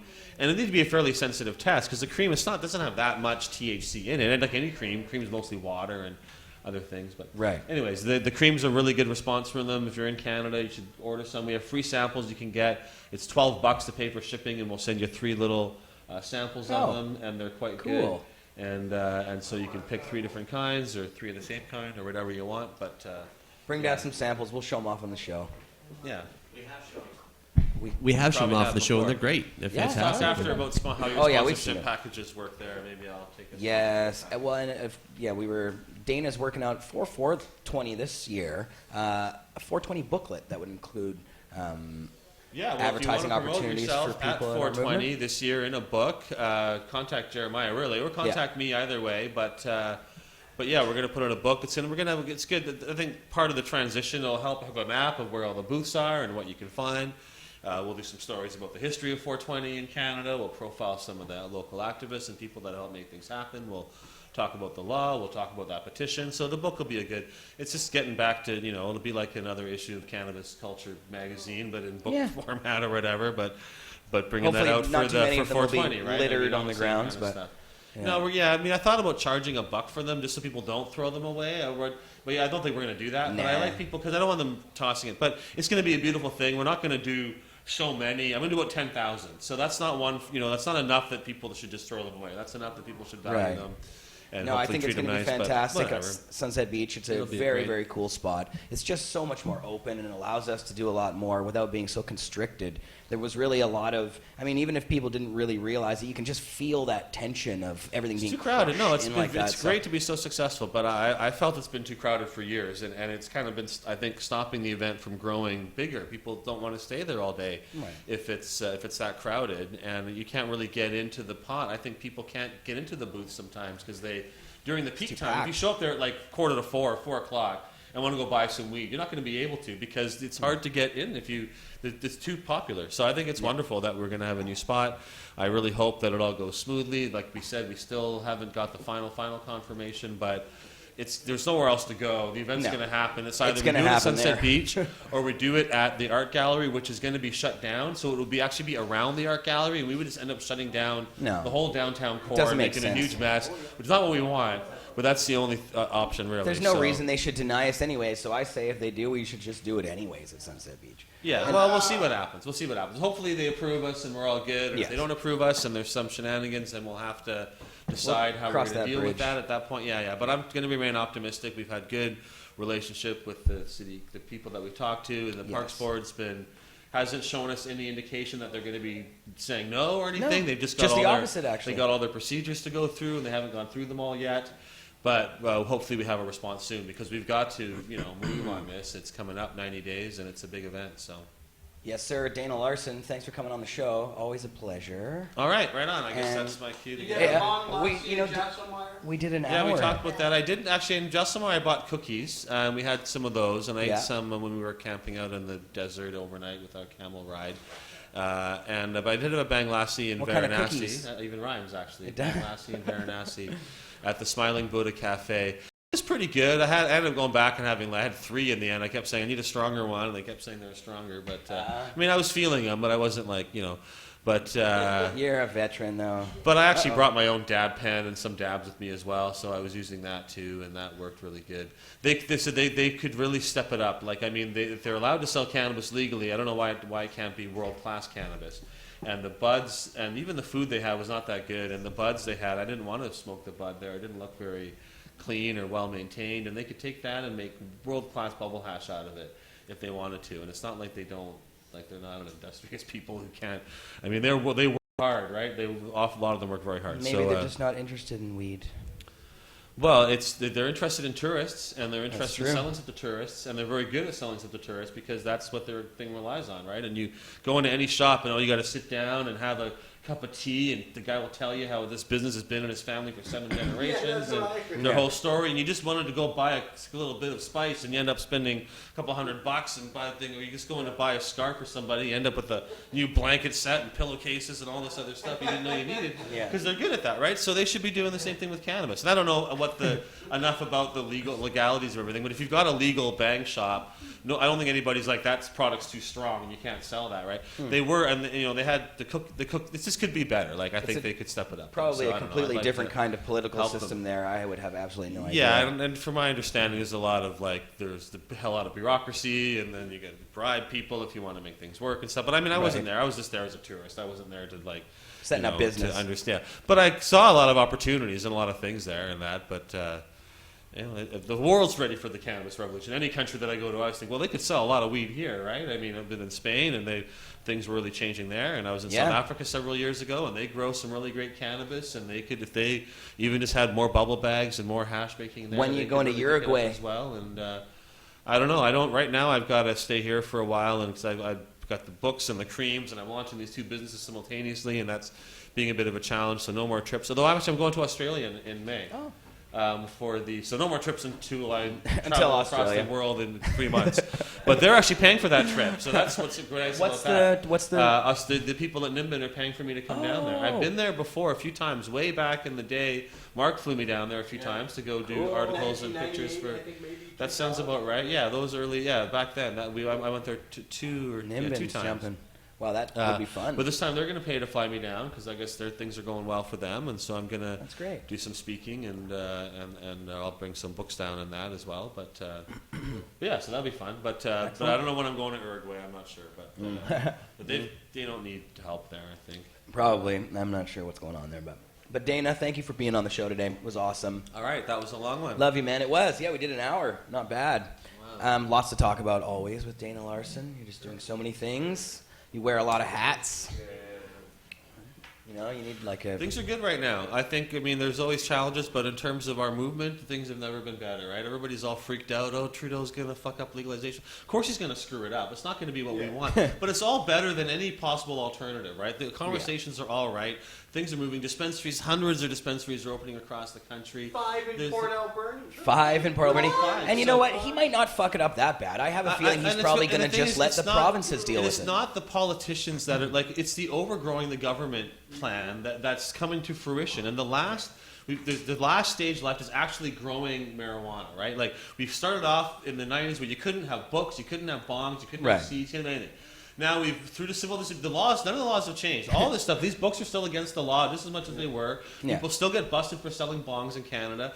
All these things, but it's just not the normalcy is to ignore these laws, right? Yeah. With dispensaries, we're now seeing selling marijuana, which was kind of the final frontier. It's so new that in the lounge here, the signs say, "Don't ask about marijuana." Then some of them have got that crossed out on it because that was the rule: was we can't get in trouble. Ask now. About selling weed. Now it's kind of half crossed out because it was. But growing pot is still the final thing, right? If I could go on the news and say I sell marijuana, but if I go on there and say I'm growing 500 plants unlicensed in my backyard, they're going to come and arrest me. I think that's still the final frontier. Right. So actually, I'm not officially announcing this, but I'm working to get a whole lot of hemp seeds. They won't be super potent, but they'll be beautiful looking cannabis plants. And this is the year every cannabis person's got to grow some pot in their yard this spring, right? I'm going to be launching this campaign more officially later, but I think everybody's got to grow some hemp pots. plants. And whether they're hemp, they look just the same as marijuana. They're just basically CBD marijuana plants, really, the ones that I'm hoping But to they get. are rich in CBD. And even if I extract can't that get them, I'm from going to try to give away seeds as much as possible. But you can get seeds cheap as well, right? So spend $20 or $30, get the cheapest kind of marijuana seeds you can, and grow them on your balcony or in your front yard or in your backyard. But everybody should openly grow marijuana this year, right? They're not. You don't have to grow thousands of plants or whatever, but everyone should start growing pot openly. This is the year we're going to be able to do that. They're not going to. If we'd done that a couple of years ago, people would be getting arrested, but they're not going to arrest anybody. And if they do, it'll be a big finale thing. It'll be ruled unconstitutional. We got to overgrow. To me, it's the final stage of the overgrowing. Is actually growing the pot, right? Like we got everything else now. We can sell it openly for medical or not medical. That doesn't really matter anymore. A lot of dispensaries, but it's the growing is the last phase. So. And I'm hoping Let's do it. I'm hoping that when I'm waiting to get the seeds, because then I can say, Come I've find got a Dana. million seeds that I'm going to give Handfuls away. of seeds. to Crop King Canadians who want seeds. some. Crop I'll King send them to you, seeds. right. Got to buy them Crop King seeds. Right? Yeah, well, maybe we can work on a thing with him. So this is a bit preliminary, but that's the push, the idea that I've had that I want to push. And I'm sure Crop King Seeds will want to be involved. Maybe he can supply some seeds at a discount or cheap as well. But I wanted to but I wanted to have like 1 million seeds to give away. And I don't know if he'd have 1 million. But if I could get a big bucket full of hemp seeds, that's 1 million seeds that I can give away and announce that I'm going to. And I thought that would be a big thing if I can announce I've got or even 100,000 free seeds or whatever. But some large amount of just be seeds cool to of see it cannabis growing seeds everywhere. that I want to give away. Yeah, and I'll just do it for send me a couple dollars postage, $2 postage or whatever, and I'll send you some. That's a great or just idea. do it for, maybe Crop King could sponsor Free the mailing, and we'll seeds. do them for free, or I don't know, something It'd like that. be a But good- I wanted to do free cannabis seeds for Canadians this year to encourage people to grow pot in their yards. But don't wait for me to send. Yeah, just get. J-Mac them. will take some. He says. But that's the thing. So if anybody else out there has got a seed thing that wants to sponsor it, I'll help put your name out there. But we want to. Dana, I love your projects. Always something cool and inventive. Dana All right, Larson, good stuff. activist I'm outta here. extraordinaire. And yeah, hit him up for all of the various things. This one is one of the best ones right here. This makes a great gift for people because people really like it a lot. This is probably one of your most popular ones ever, I think. That right? one's because it's fun and easy to read, and it's not a big commitment. I had a friend in Nanaimo, who's got a dispensary there, and she had this book in the window, and some mom was coming by and being like, "It's a bad influence for kids, and you shouldn't do that." So she ordered more to do like a display of them. And then she said, "Oh, you got Harry Potter? Send me that one too." And I said, "Oh, how about the history book? You want it?" She's like, "No, no one wants that stuff. They just want the funny stuff, right?" And I was, a little piece of me like sort of breaks inside. Like, I'm glad they like these books. That's great. But to me, you know, I put way more of my blood, this sweat, is and tears epic. into this one. This is not But- your but average. at This is the like a same graphic time, novel. I understand. This is and I'm glad they're reading anything that I've got out there. Frankly, it doesn't really matter. But keep long as keep your they're eye still out buying. for the Pie-Eyed Piper. You'll hear about it when it comes out. Probably about 2 months or so. I'll have that one in print. It's fantastic. You And can I've find got that other one ones online on as the well right works as now well. on Cannabis You can Culture. read it online, yeah. But this art is really going to be beautiful. So it's going to look just like this, but different style of art, but same format, about the same I size. can't wait. That's my favorite of all your stories ever. And then there's a bunch more stuff coming there. So because I think the bottom's going to fall out of the weed market in the next 5 years. So I think legalization, prohibition is great for business, and that's the way it is. And Dana's so, he's moving on to other things. yeah, I mean, I'm still selling all cannabis, but I feel like I don't know if that's going to continue as a thing. I hope it doesn't. I hope that come on. legal pot should be. I want legal pot to be $1 a gram. And in that situation, I'm not. I mean, I could still run a dispensary or something, but I it's don't know, not. man. It's not going to be the same as it is now, right? It's because of Everybody's prohibition. going to want a that piece, though. things that- You think it's well, going to if be it $1 is, a gram, if it is really? more, it's not going to be the retailer. It's making that money. It's going to be the government taxing it if it's more than that, right? I think it's going to be a different industry. And Well, even if that too. and even if we're allowed, there's going to be 5,000 dispensaries out there either way. So that's going to be. It's just a different industry. But I think I want the bottom to fall out of it. I want. That's my goal. It's not for my dispensaries. My staff might not like me saying that or whatever, but the goal is not for my dispensaries to be able to proliferate. I see dispensaries as like sort of an interim measure, trying to help people that need it, trying to help get cannabis out there. But the goal, to me, is really beyond dispensaries. We're all too expensive, right? I mean, pot should not be $5 Agreed. a gram. It shouldn't be. And if your dispensary can continue to operate when marijuana is $1 a gram, then great. But for most of them, their business model is based on kind of prohibition and stuff, right? Yeah, And well, so- liquor's pretty damn and expensive. there's going to be a long time between now and then, right? I think there's going to be dispensaries should proliferate. I encourage people to open more, get out there. But I think that in 3 or 4 years, there's going to be a lot more dispensaries in Canada than there are now. But in 10 years or 15 years, I think hoping that legalization is all around the world, that farmers are growing pot, that it's really cheap, and that I'm hoping that those dispensaries aren't needed or that their model changes and that they operate in a different way. Like So that lounges. so that it's a different thing. But I'm hoping that we're not still selling pot that somebody grew in their basement for $8 a gram. Yeah, well, it's pretty good. And that's not legalization. To me, that's still prohibition. I want it to be cheaper. I would there love be to see options. the I prices want come down, but I'm not so prices come convinced down that a they lot. will. It depends on what people are willing to spend for it, I think, because... So it depends on supply. Well, yeah, Mark says depends on all supply. about But there's heavy supplies of beer everywhere, Yeah, but it's supply really and- expensive, though. Beer, even the shittiest beer, costs a lot. Did you make yourself? Well, but how many But people most make people their don't, own? and that's most people don't. They do choose to buy it. So that's the Right. point. Is that people will. Right. So Well, weeds people- easier depends to how much make you to smoke grow, I also, suppose, right? than even making beer. If you're like a lot of, or how you're using it, and there's going to be a lot more extracts and medical things, CBD-based products and capsules and things. London Drugs is never going to sell grams of weed, but they're definitely going to sell creams and tinctures and drops and things They might like sell that. it for medical purposes, though. Yeah, absolutely, and it depends if they're not prescription. I mean, are we gonna how prescription do you need to be for products, especially CBD-based stuff that's not psychoactive at all, or topical creams or things like that? Those shouldn't need a prescription. Like non-cannabis should need a prescription, but maybe some. The argument's there for some things, but not for most of them. There's no argument at all for any kind of need. No, I mean it's less harmful than Tylenol or some other thing. I mean, a lot of the over-the-counter drugs have very heavy side effects. And so I think even the idea of pricing it like considering how many dollars per gram is not going to be relevant because we don't think of other things in that way. It's just it's going to be this. I don't know. I want cannabis to be cheap and plentiful. That's what I'm working towards. Just don't let that That's the pharmaceutical model I guy wanna in see. charge of it. Until that time, as long as my dispensary can continue operating and doing what we do and helping people, and as long as we're needed, we're going to be there. And I want there to be more. But I hope that legalization really changes things and makes cannabis cheap enough that my dispensary has to really change a lot of what it does to stay in business. And I don't want to be selling $8 grams or $5 grams for the next 10 years. To me, that's not. Your heart's that's in the not right place, legalization. Dana, and I'm glad to hear it. I want to sell books. Yeah. $15 a book. You can make more money for a book. Slanging books. You know. So. All right, well, go to danalarson.ca and find links to all of those books. Oh, did I do something? That's No, okay. getting close. It's just some pixels. Yeah, you gotta. It's got a healing Wow. factor. It's You could we move this all Yeah, we can probably do that. forward? A bit? I know. don't I'm sorry, Okay, Dana. I just don't want to. It's okay. Don't worry. You're good. You're good. Just shimmy away like that scene in the Blues Brothers. Just don't go down the stairs. Take out the. Yeah. Dana Larson. Thank you very much, Dana. DanaLarson.ca. Find all of these amazing books. Now, we have to move on to our other guests here quite quickly because it's already 5:30. We did a long one, me and Dana. And so, Sativa Divine, you should come and join me here. That's right. Here, I'll switch us up here. Actually, there we go. So, you got it, Dana. Can we use that chair, please? You can shimmy over to the couch there, maybe. Yeah. So, at our 420 celebrations for the past few years, we've had quite an amazing show up on stage from our good homegirl here, Sativa Delight. How you doing? Hi. And you can come a little closer, sweetheart. Don't be afraid. And there we are. There. But now. my Look name's at not that. Delight anymore. It's Sativa Divine. I keep calling you Sativa. I'm just so used to that. I know.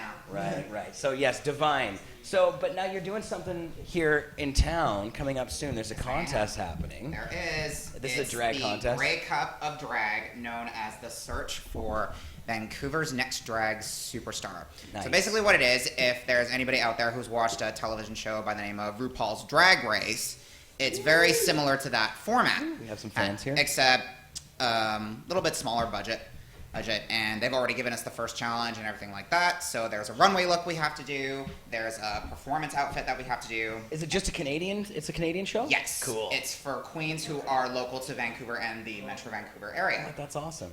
And so, but now the reason I wanted you on is because you're going to be representing the cannabis culture there. You have a cannabis related act, you could say. Cannabis inspired, I would say. Right. Well, and I mean, when you've done this stuff on our stage before, you've done a lot of cannabis stuff. You do your stuff at 420. Oh, I've done music that's related to marijuana. If Yeah. That's what you mean. Yeah. Oh yeah, Mary Jane Holland by Lady Gaga, one of my favorite stoners. Yeah, exactly. So you know, this is kind of your gig. You're the weed. You told The me weed that. queen, yeah. Exactly. So, but that's very cool. And so now, do they do segments where they talk to you or anything like that? You know, because on these reality shows, they always have you aside and they're talking to you about certain things. Well, after our performance, we get feedback from the judges, and one of them is kind of like going to be the Simon Cowell of the whole thing, but that's to be expected, girl. They're coming for you. Oh, so they sit in front of the panel and do the whole thing. Oh, wait, like we're on stage after our performance, standing in. Well, they berate you essentially. Well, they either will love you or they'll read you for it. Constructive criticism. Constructive criticism, yes. Constructive criticism. Well, yes. and geez, they must be. Wow, I can imagine. But that's very cool. So you got to say something about weed. You got to drop some weed bombs or something. Like pull Like out a what, joint girl? and spark it up or something. Under other circumstances, I would, but the promoter for Vancouver's Next Big Superstar could be watching, so They might not be so impressed, but man, probably that would make a not. statement. Better safe than sorry, girl. We would love you. Our community would Thank go you. nuts, I love you. but I love you guys too. we But love you all anyway. of you for watching this. Yeah, so I'm that's probably very the first cool. drag queen to be on this show, aren't I? Oh, who knows? I mean, you never know. I mean, Craig was on last week, so. That's true. And if you see me in this skirt, it's Oh, you do drag. We have no Neil Magnuson. He's always on I the show. drag off a cigarette, but I quit smoking those in 2004. So. Oh, okay. Just teasing. But yes, I would imagine that's probably true. And it's great to have you on. And we should have you back Great to again be soon. here. I want Absolutely. you should come back after the show airs or whatever and we have some clip or something. If we can ever get a clip of you, that would be hilarious. Well, I can tell you where the show is going to be. Okay, and yes, for please everybody do. watching at home, pay attention and write this down. Yes. The show starts Thursday, February 4th at Celebrities Nightclub on Davie Street. Doors open, 9 p.m., covers $5, but that cover gets you your ballot. That's right. You guys figure out who wins the first round and who goes home. Yes. So vote. For me, preferably. Yes, yes, you should absolutely. And now this is sorry. What's the place that they find this again? Drop it one more time. The actual where is it going to be broadcast? It's not broadcast. It's all live. It's live. It's so live. you got to be here. So you first. kind of have to go. Oh, you to got to be in Vancouver then. So Yeah, you come got to on be in down. Vancouver. And actually, yeah, now. Are you going to be doing anything at 420? Have we talked about that with the stage peeps yet? Or I know the music coordinator, Adam, who I absolutely love and adore. He's my favorite music person ever. And I'm not saying that because Adam I have a crush Bowen. on- And I'm not saying that because I have a crush on him. And you do stuff here at the Jam Nights, don't you? I do. I just started Yeah. coming back to Jam Nights, and I've lip synced everything from Madonna to Dido to Daft Punk. I did a Cypress Hill song one time. Can't say I'm proud of it because I didn't really know the words. I had no time to rehearse though, girl. Well, I'm just putting that in the bank of numbers I'd rather not remember. Would you like a bong toke? Oh, putting you on the spot. Okay, after the show. All right. Well, you can take it anytime you like, my dear. Oh, thank you. All right. Well, I really appreciate you coming on. That's very cool. Thanks and for you do having have a me. don't you have a website or you have a Facebook page? But I have a Facebook page, I have a Twitter, and I have an Instagram, Sativa Divine 420. give them away. Drop them. Okay, so my Instagram, all lowercase letters, Sativa Divine 420. That's it. And my Twitter, you can follow me at Sativa Divine, capital S, capital D. You'll find me. And Facebook, same shtick. That's where I post all my news, where I post pretty much everything that I do. And yeah, more than 3 ways to get a hold of me. So follow me. Yeah. All right, Sativa. Oh, Divine. and I'm at Jam Nights as well on Tuesday nights. So Tuesdays. if you don't feel like looking at a screen trying to find me, you can come see me in person. I'm 307 I'm West Hastings. I may look weird and creepy, but I'm actually really nice. That's what I Well, tell I myself. love you very much, sweetheart. Thank Give me one of you. these, and we'll see you again soon. For sure. Thanks for coming on, and Bye. don't forget about your bong toke when you go. You should take I this. will make sure I'm off camera though. Okay, bye, Next time, everybody. we'll get you smoking on camera. Mwah. Sativa Divine. Maybe when I'm more famous. Ah, there you go. Oh, watch this. Yeah, we gotta move our things for you. It's okay. It's all good. So, that's very cool, and we'll keep you posted on what's happening at 420, and if Sativa Divine will be there as well. Thanks, man. You can say that all on the screens there. Oh, but I don't plan on being alone though. I don't plan on being alone though, because Oh. there will be other queen. Actually, I want to post this question out there. There will be other. What's that? If I could somehow get some other queens to join me on 420 and give the kids who are going to be there the drag show up there. It's not going to be RuPaul's Drag Race, but we'll do the best we can. Would you see me and other drag queens? Oh, hell yeah. It would What be are they saying? hilarious. Oh, What are they saying? There's a bit of latency on this, so it's going to be. Okay. But we'll keep you. Yeah, it'll be there's a bit of latency. It'll be a hot minute. Jody's got the chat over there, so you can check it out over there in a second. Work, okay. Yeah, because they won't see this for another minute. So Okay. it's just YouTube Live. That's how it works. It's very long Oh, latency. really? period. There's lag? Yeah, on live stream we didn't have that, but this is a much better system overall. It's because we're broadcasting in 1080p, so it's got to do it. Oh, okay, so it's going to be a little bit slower. So who's all watching this? Everybody in Canada? Oh, you gotta. Well, actually, we had quite a packed. I see the peak concurrent. I was 121 at one point. Oh That's my pretty God. good. So yeah, we got a lot of live viewers. on right now. Yeah, people across Canada, the United States. We have a lot of American fans as well. People from Latin America, from Europe, Hola. from all over the Hola, place. mis amigos latinoamericanos. Sweden. We have all kinds of fans from Yeah, I did a everywhere, crash so- course in Spanish in college, so. Awesome. Well, I appreciate you being on. Is Sweetheart. that her real hair? Yes. I love it. Well, and you know who we're bringing up next is Jodie Emery, actually. Yes. Come through, Miss Emery. Yes, you sound like that cat on the internet. Well, no, he stole that from us. Just saying. I love that cat. Okay, Sativa bye. Divine, not delight, but divine. Bye, Ann. See you later. Oh, and Alyssa's in the house. And we also have Curtis and Victoria in the house here today. Thanks, Ann. So, Jodie Emery is in the house, yes, and watch the screens. Yeah, We're doing good. These things take a beating. We can, like, I think we should have a little there's enough boxing space. match We after the could show. move it back a bit There more. definitely is. It's nice to have them creating a big background close up behind us. Yeah, but, well, what happens is they get moved around. I think that we did have it move forward, but some hosts like to bring it a little bit more forward. I kind of like it. Yeah, it looks pretty good. No, it looks I like awesome. it. See, the way we Looks sit when there's awesome. two of us is it kind of like You can see the positions whole us logo. over the line that's in the middle of our screens There here. is no line. So there's no line. You can't see it. I just Yeah. gave a shout out tweet on our Cannabis Culture Twitter Oh, account, which good. you should follow if You you're should.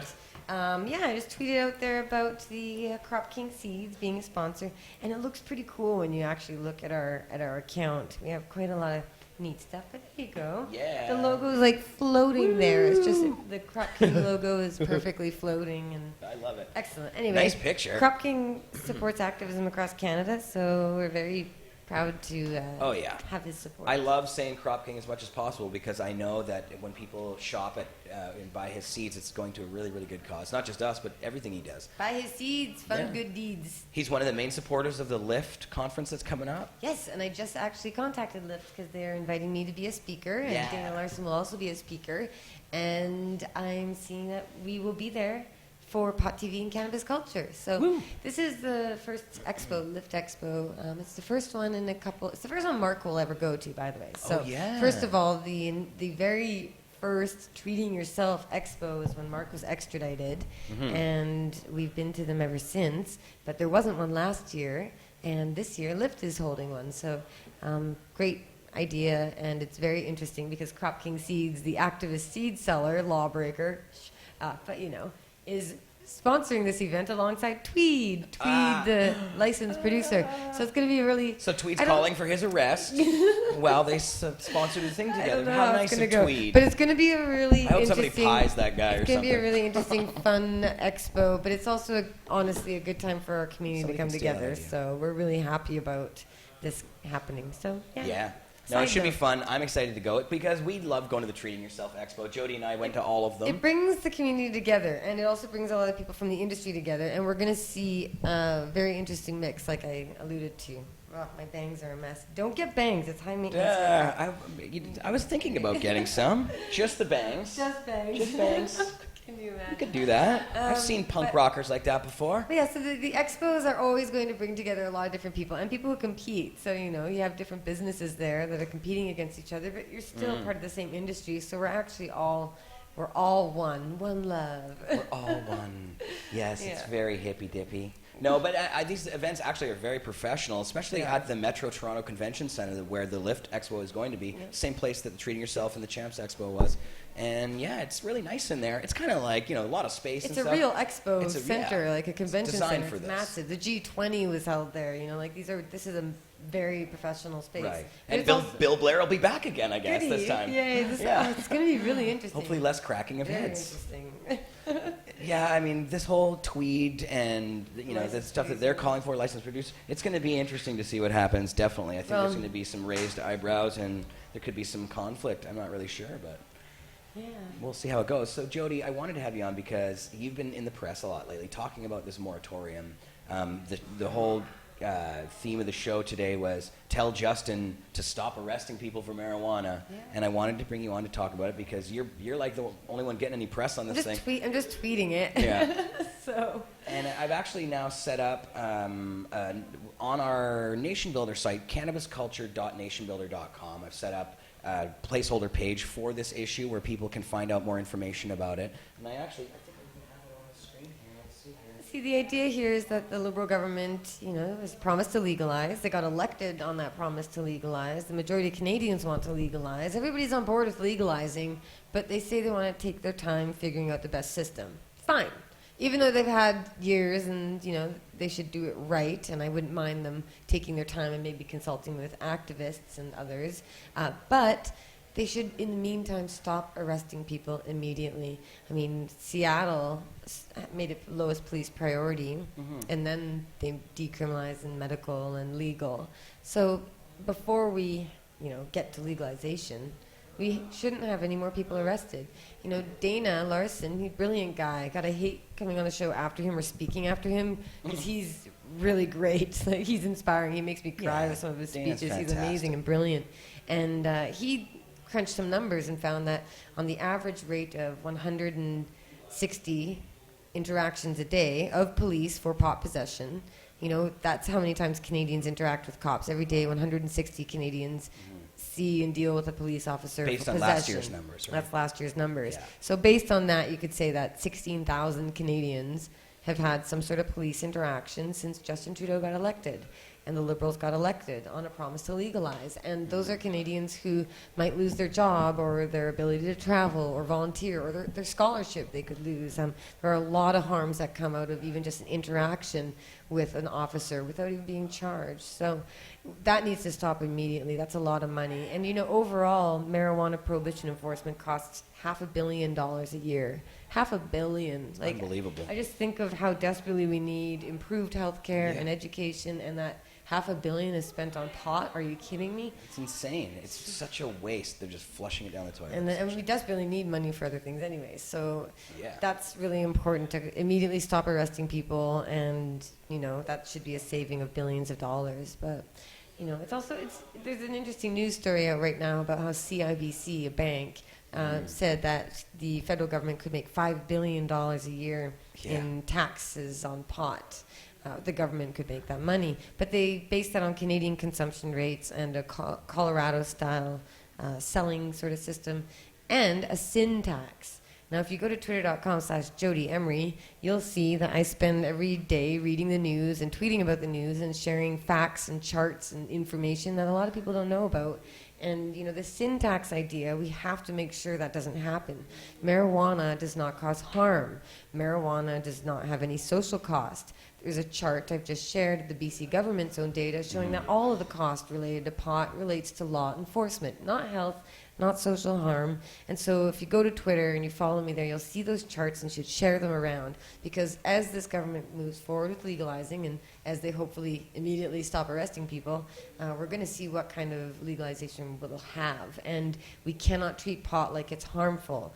If anything, pot users should be subsidized because we're actually healthier. We actually save the healthcare system money. People who are using pharmaceutical drugs and relying on healthcare services are able to reduce those dependencies when they use cannabis. So no sin tax. There's no sin. Maybe a subsidy. Maybe give us all money because we're all helping save the healthcare system money. If only. Not really. They should do that. But the point is, sin taxes are wrong and unjustified. Not for marijuana. And this article, when I read through it, there were a few things that bothered me. First, it said that there would be a tourism industry, but they don't really want to acknowledge it. And they admit straight up, Colorado shows that there are tourists, but the federal government doesn't want to make it an economic advantage. What's with this, denying of the truth that's totally evident to everybody else? Crazy. And then the fact that they want to use any money raised to go towards mental health and addiction. Well, there is no mental health and addiction issue with marijuana, so it doesn't really make sense. Right. And then they add that law enforcement costs would not go down because law enforcement would still be doing border work and regulation oversight or whatever. And I thought, this is wrong. You can't keep these cops employed with just a new form of prohibition. No, So- and that's really. So I was writing a letter to the editor, actually. I have one being worked on, and I don't write nearly enough, but it's important to get our views into the newspapers, because every day there's pot. Every day. Yeah. Every day the marijuana Well, you're sure in the stories media a show up. lot because you had these recent articles Guess about. that's true, yeah. Yeah, they go to Yes. Jodie. You let the default. That's Not because really, you know how to no. package it up for them. Well, I They did like that for that. a little while. Yeah. But, yeah, you're right. I just did another interview today. Yeah. So I'm speaking on And this. You also were talking just recently about the Bill Blair situation with the media as well. They Yeah, came no, to that's you for true. that one too. Yeah. That was good. No, you're right. We're still relevant. But what do you so about the Bill Blair thing? I don't think I've had you on the show since that all I think happened. we What do you- have, Oh, did yeah. we talk about it? Oh, I'm forgetting. I don't know. It's just basically, you have a cop in charge. I get it, though. See, I don't like it, but I get it. The liberals don't want to be seen as hippies and, the pot party. They want to be seen as law and order and responsible, because all of the accusations against Trudeau were that he was being reckless and irresponsible. So, they want a cop so they can't be accused of bringing Mark Emery's views into the plans, right? That they don't want to associate with the activists. But that's okay, because we still have to be the opposition. I mean, just because they want to legalize doesn't mean our work is done. No. We have a lot more work in education to do, a lot. Well, especially because it seems like when they make these regulations for legalization, it's actually a form of prohibition. They're just really sort of replacing prohibition with a bunch of rules and regulations. Right, and we won't see the benefits that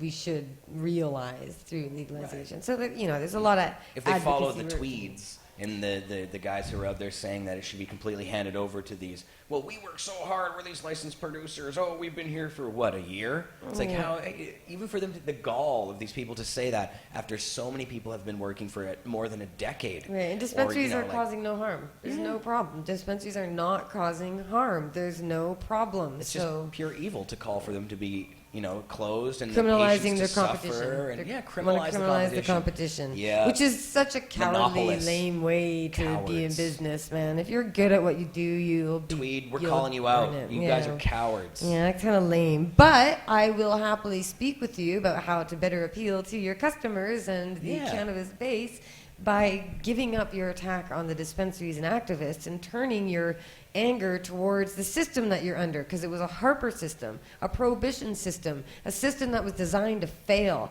a system that was meant to try and make you quit. So don't take it out on the activists and the dispensaries who made your job possible. Go after the regulations that are way too burdensome and excessive, because that's where all of the efforts need to be put.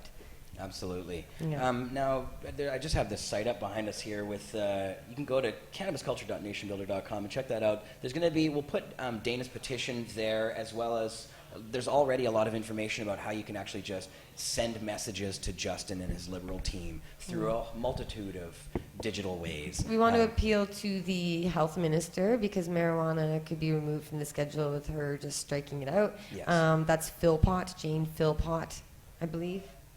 The health minister. Yeah, that's health minister. Yeah, and then Jodie Wilson-Raybould is also the Justice the Justice Minister and Minister. Attorney General, and so Yeah. she is the one in charge of the legal side. And Bill Blair is her pick for the assistant who's going to be in charge of that file, because there are a lot of different justice files. So Bill Blair needs to be included too. He's a member of Parliament. Yes. And Justin Trudeau himself, because as I said in the Georgia Straight, which is out in Vancouver right now and online, Justin Trudeau admits to having possessed marijuana himself. So if he broke the law and he didn't get arrested, why should other people be getting arrested? It doesn't really make a lot of sense. Right. It's only fair. It's total hypocrisy, actually. I mean, and that's what's so bizarre about all this, but the thing is, it's not like Justin Trudeau doesn't know hypocrisy, because when he had, been smoking that stuff, he voted for the mandatory minimums before. So, Yes. who is... He they is had only whipped him- human. Right. He's not They quite had to him whipped God. into shape. He's not, well, he sure looks like one, though, doesn't he? But yeah. Yeah, well, I have a feeling, and I'm hoping that he will come around on this one. I see them just like doing the, we're going to just step back and let the provinces deal with it kind of stance. Could be all right. Mm-hmm. Just then here in BC, we need to make sure we get involved in that, because... Oh, Christy. Yeah, hi, Christy Clark. All these Remember provincial me? politics We could did an become a lot interview more together. important, Jodie. Yeah, I know. At the Green Party, by the way, if you're in BC, there are 2 ridings. There's a by-election on the 2nd, that's on Tuesday, and they're polling very well. We may get 1 or 2 more Green members Cool. in our legislature. So, Since the NDP have nearly failed us completely and here. the Greens support ending prohibition, and I've run with the Green Party twice, and I'm still a regular supporter, and I was the policing and crime critic at one point, so Yeah. somebody must be in charge of that now, because I didn't That's not- but not I was also sure. the Olympic Yeah. critic. No, So it's still you, Jodie. The BC Green Party, they deserve our support. So It might still be you, actually. I might be their critic, all right. But Andrew Weaver is the new leader. Anyways, Yes. I'm just saying that, support politicians who support ending prohibition. And get this, I got to give a shout out to this, I don't remember his name, sorry, but there's a congressman in Georgia. No, Oh, yeah. yes, Georgia. Georgia? I think it was Georgia. North Carolina? No, Georgia. I'm pretty sure it's Georgia because it's Believe where it was I've Georgia. been. He's admitting to breaking the law and smuggling cannabis oil out of Colorado into his state because he said he promised the parents of sick kids that he would do it, and so he's I gonna. love it. And now he's saying he's breaking the law and he's doing it. So that's cool. That's really cool. He's a badass. Some weird coincidences out there, like how Mark was indicted in Washington, so he went to Washington, and then they legalized first, and then he went to Georgia. And there you've got, there's actually a lawyer who's a conservative, and his father got cancer, and so he spent millions and millions of dollars on, funding law reform in the southern U.S. states. And Mark was there in Florida, where there's also the reform happening, and then he went to Mississippi, where they grow legal weed under the federal government of the United States. Anyway, so just saying, we're seeing seeds sprouting up everywhere, and it's really exciting. So It is exciting, big and it's props to the non-stop. Americans. I mean, it really, and the States, it's so cool to see them at the forefront of it. We always thought it was going to be Canada, but California and Colorado and now Oregon, Yeah. Washington in its Lots own of way. places. Yeah. And smoke Alaska. lounges are going around too. There's a lot of conversation about whether people can use social clubs or be able to consume in public. So Right. And speaking of, we have our smoking lounge here, and Jodie Emery's the boss. 10 years running this lounge. That's right. 22 years this year. Mark has been in Vancouver doing this thing. So that's quite a while, And it is a long time. Actually, I just want to tell you guys, click. There's a button over there that says subscribe. Click the subscribe button. Which way is it? It's going to be Thank to you, thank your. you. It's this Over way. It's here. under me, I think. Right Here, down there. Right here. So- No, it's under me. It's under No, me. you sure? Is it yeah, over there? it's under me. It's under me. I don't it's know. right here. It's under me. What? It's I'm under sure you? of it. What? How could that be? No, because it's on the. It's to the. It's over on this Yeah, side? it's on that side, Oh. next to the logo. Yeah. guess so. Down here, subscribe. Oh, but no. You know the little Pot TV logo that's right here, though? Yeah. That little Pot TV logo? You can click the button on the corner of the screen. Yeah, the little Pot TV. That's on her side? Yeah. Oh, I guess 'Cause so. it's like. I always thought it was on the right-hand side. Maybe it's on one side when it's live and when it's You off, tell but us, viewers. Click it and it's let us gonna- know which side it was on. Either way, the little Pot TV logo, when Yeah, you click there's on a it, it subscribe has a button. subscribe button. So if you haven't Wait, subscribed, you might be talking about the actual floating Pot TV that's logo. what I'm talking about. Well, see, then we're both right because I didn't know you could click that. That's what it is. It's a subscribe What? button. Oh, The little that's floating Pot awesome. TV logo that is right. That's why I thought it was right there. It is. You do okay. See now, He's yeah, right too. yes, we're both right. You could go. It's always how it is, Jodie. Jody's talking the red subscribe button down on the Right. bottom. Jeremiah's talking the watermark looking thing. So Yeah. Bingo. Both. Yeah. to translate these stone into Yeah. English for everybody. So Thanks. check them also That's- at CC Vapor Lounge. That's how it is. That's how Yes. it is, guys. But Jodie, I was going to ask you because we had good weeds, of course, under fire. Yes. Last week we had the good ones on the show. We're doing the same thing that they are No, doing we're on not. Yes, we Toronto. are. I know it's a touchy subject, but is there a fear? What would we do if it happened? What do you think about this topic? I know I'm just dropping the ball on you here, Okay, but gosh. then Well, we I have a guess- lawyer. Right. But I mean, really, if they came after somebody, it might be you that they come after because you run this I place. do. Yes, my name is on everything here. This Yeah. is all on my shoulders. It'd be free Jodie so Emery nobody then. mess up. you know? Yeah, and right now it's Yeah, free you know Chris and Aaron, the Goodwins, because they are. I mean, they've been banned Yeah, from their they've gone place. through worse than I've ever experienced. Arrest, and they've been jailed overnight, and they are charged, and that's very scary. And I wonder if they're watching now. I don't. They might be. I hope so. But I was gonna say, if there was any fear, I wouldn't be too afraid. We have the cops here in the paper just today saying they're not going to be doing Business anything. as usual. They're so not altering any courses. business as usual here is that it's same as usual. So We've been doing this for a lot Don't longer. come by. It's not like we're just your average dispensary who started decided to start selling marijuana. We've been here for so long, and the police have tried to shut this place down repeatedly. You can't take marijuana out of the place. It's kind of like a bar. You come in and you can consume it at the counter. And with the good weed just situation, so you know. yeah, you can exactly. 18 can't and leave older, here. photo ID, healthy or sick, because who are we to discriminate against healthy people? Right. So It's the right thing to do, Jodie. Yeah. So And yeah, it is. It is the right thing. I do believe it. Yeah. I do feel a little nervous, but it's all good. It's all good. I can handle it. yes, and you know, with Chris and what happened, Chris and Aaron there at Good Weeds, they came into a new neighborhood. This is the first time this is Toronto's totally seen different. anything Vancouver. like I this. mean, can you imagine? Really, if they came in and they gave us It'd grief? be crazy. No, It'd- because we've already been through it would Mark be the being biggest thing. in jail and all the. It'd make international news if you got arrested. Yeah, it'd be a big deal. Yeah. So let's hope that's our insurance. Yeah. No, exactly. Well, and Jodie, I mean, it's great that you are. Tommy Chong just died. No. Oh my God. Not for Really? real. Why would Really? you say that? There's been some I mock just- stories. No, okay, well then they'd have to be really authentic, but I got a note saying he died. Note from who? 2 hours. On Wow. websites, you Google it. Well, we haven't confirmed this, but we have reports that Tommy Chong has passed. But Mark Emery just came in and says he had a note about it. Now, I did. There was there. I mean, well, we're gonna We search can Twitter. find out. We Twitter is probably where you go Twitter for is where you breaking go. news. So all Tommy, tweets. now Tommy, he looks really No, good. he's fine. He just did a feel the burn video yesterday. I just posted that video too, but that was made. No, he's all over. There's nothing about him dying. No, Okay, that's good. enough. All right, it's a hoax. Jeez. It's a hoax. Sure, I was getting my heart's beating. Me too. Oh my God! Don't freak That us really, out. wow. Tommy Chong dead at age 77. No, that's an 70. old. He posted something after that. That's He old, got. Mark. Did you get trolled? All right, good. Mark, you got trolled. Yeah, I know. I'm making me. Yeah, there's nothing. If you want to see if I didn't something's see true that or fraudulent not, post. Twitter. That's all I'm gonna say. Not that I'm paid to Go follow advertise. Tommy's. Yes, but He's fine. Tommy is he? I mean, he is 77 years old. The guy looks like he's so damn young, though. We went to the same junior high, actually. Not at the same time, but Right. yeah, His same junior high. nephew He's from Vancouver. said that he was doing well last he spoke, so that's Oh, awesome. good. Okay. Are we holding steady at 121 viewers? Is that Well, your- no, it doesn't tell that's us. a peak one That's there, the I peak see. concurrent, but I don't hear that's. Concurrent. We can- Wow, yes, I haven't these heard that word fancy in a while. words. Is that math class? I don't. You know what? I don't have the actual. It's all good. there. It's all I can. good. I can bring it up here though, probably. No, we don't need it. Uh-huh. 131?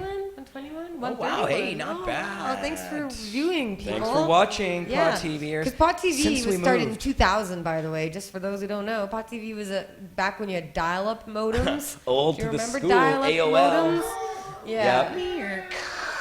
14.4. My bod isn't connected. Yeah, there's there was a lot of It's old like school. trudging through the internet for years Yeah. that people forget about. Yeah, 2006, YouTube came Yeah, on the scene and just pixelated. blew people away. Yeah. I mean, and I remember the first cell phone video I saw was from 2007.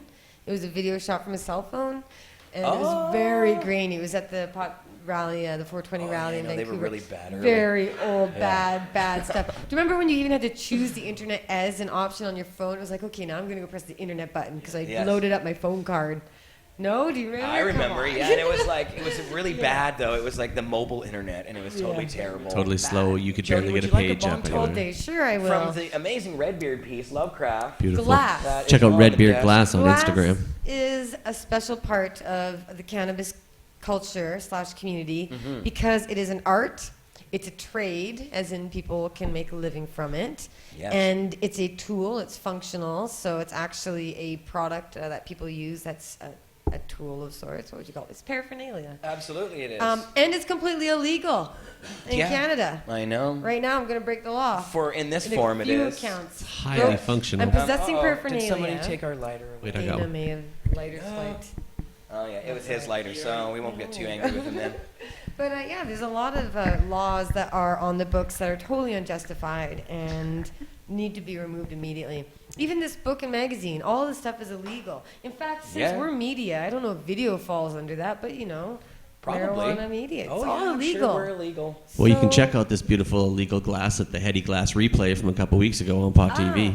And the Heady Yeah. Glass Symposium, the first which ever we had, was great. And I will be It was drawing the winners. I'm going to make a little video after Oh yeah, this. the winners. with the Kiwi winners. came down. He's like, you guys. I'm going to done show off the glass pieces. I'm going to unpack them and show them so winners can see what they're actually getting. There's one really That's nice so glass piece, cool. and there's 2 dabbing starter kits from Borrow and Beyond. So we had some really great sponsors for the Ultra Heady Symposium. We haven't updated the website yet because there's still a lot of, we have so much going on here, but ultraheady.com has some info about what we did. So here's to peaceful civil disobedience. Amazing glass, amazing. The glass blowers themselves I find really cool. It's just a cool community. They're very, very friendly people. Artists. Always super dope. They are artists. But Local. they lack a lot of artists are very, ego-driven or right, like the art school students. I went to university, so I'm allowed to say this. I was in the art department. They can be snobs. Artists are snobs. But the glass blowers are like more kind of hillbilly-ish. very humble, They all very have big, humble. huge beards. Yeah. They're kind of like, listen to the Grateful Dead while they're blowing their glass. Yeah. Like, they're all kind of like Redbeard in a way. I think they need the beard to protect from the flames and shit. I think it works as like a shield. You'd think it'd be the opposite. They'd be flaming up on Beard Town, but The they strength do really comes well from with it. that. Well, we had an idea about glass. Thank you for that. You're welcome. And this would normally be a Cannabis Culture lighter, which you can get at cannabisculturehq.com. Woo! But thank you for loaning that to us. Yeah. Or I guess you'll need it, actually. I'm going to need that, yes. All Don't right. keep that Don't away go too far, yet. fire. International symbol for lighter, right? Hey, do you have... Got this? Jody, you said that yesterday when we were sitting at the 420 meeting, yeah. and I swear to God that I thought of that in my head right before you said it, and I was like, it is, because if you can't international, that's talk how and you see international someone, it you're is. like, hey, got a light? Isn't that it? That's what I don't happened know. in the Maybe meeting. we're crazy. That's what they call body Maybe we're English. crazy. So we but had our glass, 420 meeting last night. 420 meeting. This is all actually tying together perfectly, like a beautiful little braid. Oh, nice. I'll keep it a Good ribbon on simile. it. Oh yeah, writing school. Yeah. Who's stoned right now? It's all those interviews you've been real doing. meta here. Trying to get on topic here. Sorry. Glass blowing at 420. Yes. What do you think about that? That part of the 420 Love event, it. since we have so much space, we can actually accommodate a giant tent where glass blowers can actually work on glass pieces during the day-long event, and maybe some sort of commemorative 420 Vancouver piece or something, but to show to the people who attend and all the public that we have so much to this cannabis culture. We've got music, we've got performers, we've got art, we've got rituals, we've Drag got queens. songs, we've got so many things that make a culture. And so, yeah, glass blowing at the 420 Vancouver. Maybe that'd be fun. 420vancouver.com should be back online. More info coming soon. Booths will be available on the 15th I think it is back of online, February. but it's not updated. Yes, so we still have more work to do. Forgive us. Progress. This guy right here does Do- all of Pod trying to TV and do it Cannabis all. Culture. Everything. Honestly, it's all him, the website and everything. So, yeah, Well, it's and pretty, when we move into 420, then we got a lot of work then to do. everything else 'Cause- stops. Yeah, no, we'll make it no, all it work. doesn't. We're We're really good at and it. we're finding ways YouTube side, but we're plugged in. But It's too I just popular. restarted our program, and there we are. We're back. We are good. it So says. sometimes you got to Streams- jog the system a little That bit. never happened. The never health is happened. good. It says the health is good. It's a very healthy stream. I believe that stream must use cannabis. I found Glitch this in the spot on matrix. YouTube Live that we were broadcasting at about 2,000 kilobytes per second to 2,100, and it seems to work very well. You guys, no dropped frames, all show, 30 frames per second. Ooh, baby, 1080p. That's fantastic. I found that for the Expert Live, we had to dial it back just a little bit more to make sure it was steady, but it's not in full 1080p at the current time. But we're getting there. Transition to over. Actually, Yeah. wait. We'll bring you on the show after Jody, and then we'll talk a little bit about what's Chat about happening video on the with internet. Craig and the expert. Them old Jones interwebs crew. and them vidges. Yeah, Yeah. all Actually, new hickey We internet actually were novels. happy to support on the show yesterday your initiative with the moratorium that you got going on. Oh, So excellent. sponsor anything we can. We covered that, so that was I great. think we should maybe start our own petition if they won't accept If ours. the MP is not going to do it, we're just going to do a normal We'll just do a internet petition. And we have through Nation Builder. And- I've already got one ready to go. Yeah, right. I've got one ready to go on Nation Builder. All we have to do is press the button and it'll be there. So That's awesome. yeah. Stay tuned, Oh. coming soon. Yeah. Now, Jody, we want to wrap it I up. don't know. I'm trying to think Well, of what else. I was just going to Happening say, on. I was just looking at Dana's books, and I was going to say we have so much cool stuff in our store downstairs that Thank people you. have to get.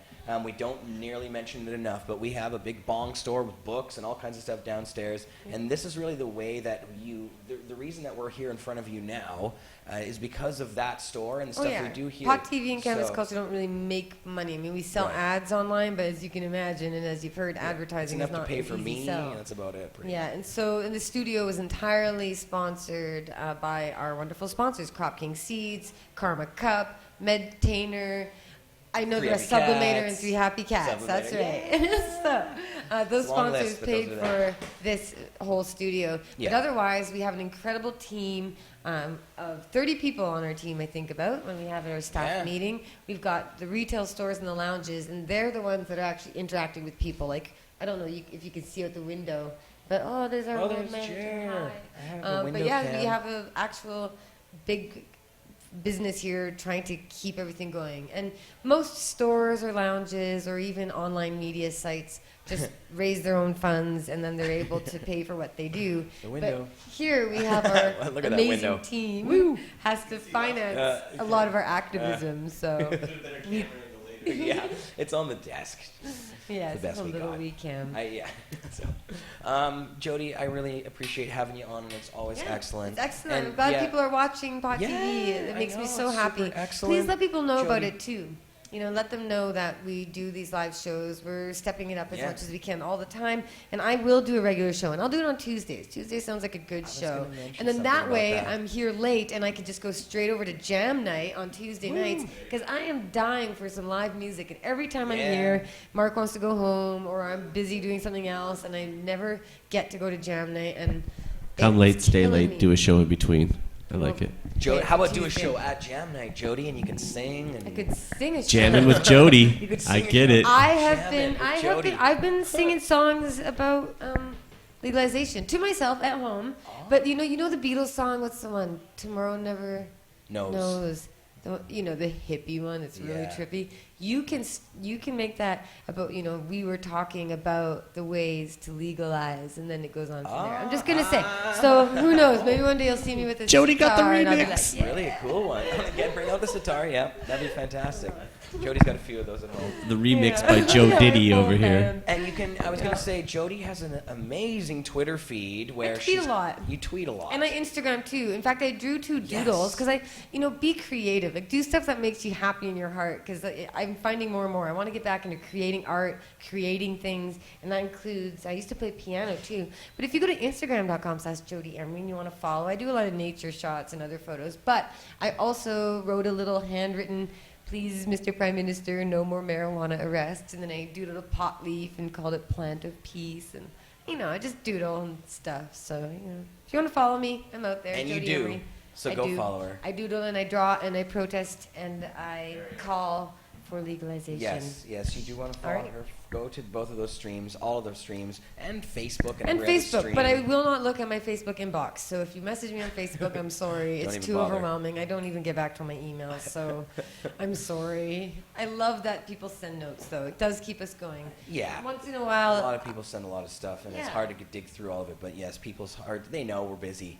I hope, because it's hard to get back to I everybody. understand, but we hear We a lot love you, of though. moving We stories. love all of you. We really do, so Yeah. it means a lot. That's what Jodie, keeps us going. Thank you so much for coming on. Peace. The boss, she runs the whole show. Yeah, well, It'd be nothing without her, so. I don't know. I don't know what to I say. don't know. I don't know what to And say. she's humble. I gotta go. Yeah. Bye. Jodie Emery, the CEO. Yeah. The chief executive. Now we have the CEP. Yeah. And Ken Foster's in the house. Hey Ken. Oh my God. Ken, will you come over and show that off for a second on the air? We're live on World Pod TV famous. Right now. Around this side, Ken. So Ken Foster is one of the greatest artists in Vancouver. He is, and appreciated for it. He's amazing and has a big following, for a good reason. Yeah, here. Well, maybe we can hold it in front of here. It might actually, this one might not be a good enough light. Yeah, that looks really good. Wow, it's gorgeous, man. It is so gorgeous. I absolutely love it. Wow, very, very good. As a painting after a while? Use it as a drum. And here, I will get this camera over But, here so we can see you here. I don't know. Yeah. So Ken Foster, I was just saying, is one of Vancouver's greatest artists, in my opinion. Ken, you've been doing amazing stuff for a long, long time, and we're Thank blessed to have you doing stuff for us a lot. Yeah, I've been doing some cool stuff, I think, this month or for 10, 15, 20 years or something. Yeah. Everybody wants your piece. Everybody, I know. Oh, Every time I buy a piece from you or have something in here, people are trying to buy it from me immediately. Right on. Yeah, all the time. I never get that. I wish I did. I wish I did. No, I get it sometimes. Yeah. Art battle champ. I am. I'm coming up. I don't know when it's coming up, but Art battle champ. yeah, the Yeah. finals, and then I don't know. We'll see what happens. Well, I mean, man, I don't know how you come up with them so fast. There's just endless. It seems like, you're channeling it or something. It's There's coming so from some many- other place. I don't know. It's pretty simple. For Do you me. smoke marijuana while you're doing your art? Are you a big Sometimes, pot not so smoker? much when I'm doing art, but I like to just burn it, sort of catch it on fire and fill the room with. I don't know. I don't. Yeah. Like incense style. Somewhat. Yeah. That's cool, man. More Well, of a, yeah. it's really dope to have your stuff around. It brings the place up. Like, it just makes it look really great in here. So my office is covered with it. Ken Foster, amazing stuff. Oh man, somebody's got to buy that one. I Well, want it unfortunately, myself. somebody on YouTube won't be able to get it right now. But Yeah, somebody on YouTube. Now, if you guys want to buy it out there, here at Hard Shatters, I don't. Yeah, we don't have a place you Come can to go Vancouver, online. He we'll doesn't sort have it a out. credit card machine with him now. But Ken, thanks for coming by, man. And yeah, somebody, I'm sure you're going to be selling that before you leave the building. And if not, come back here in a bit and we'll talk. Yeah, when I'm not doing the show, because that one's really beautiful. Okay, well, I will.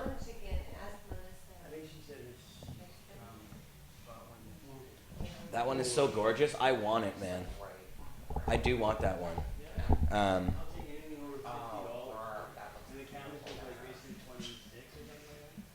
It is gorgeous.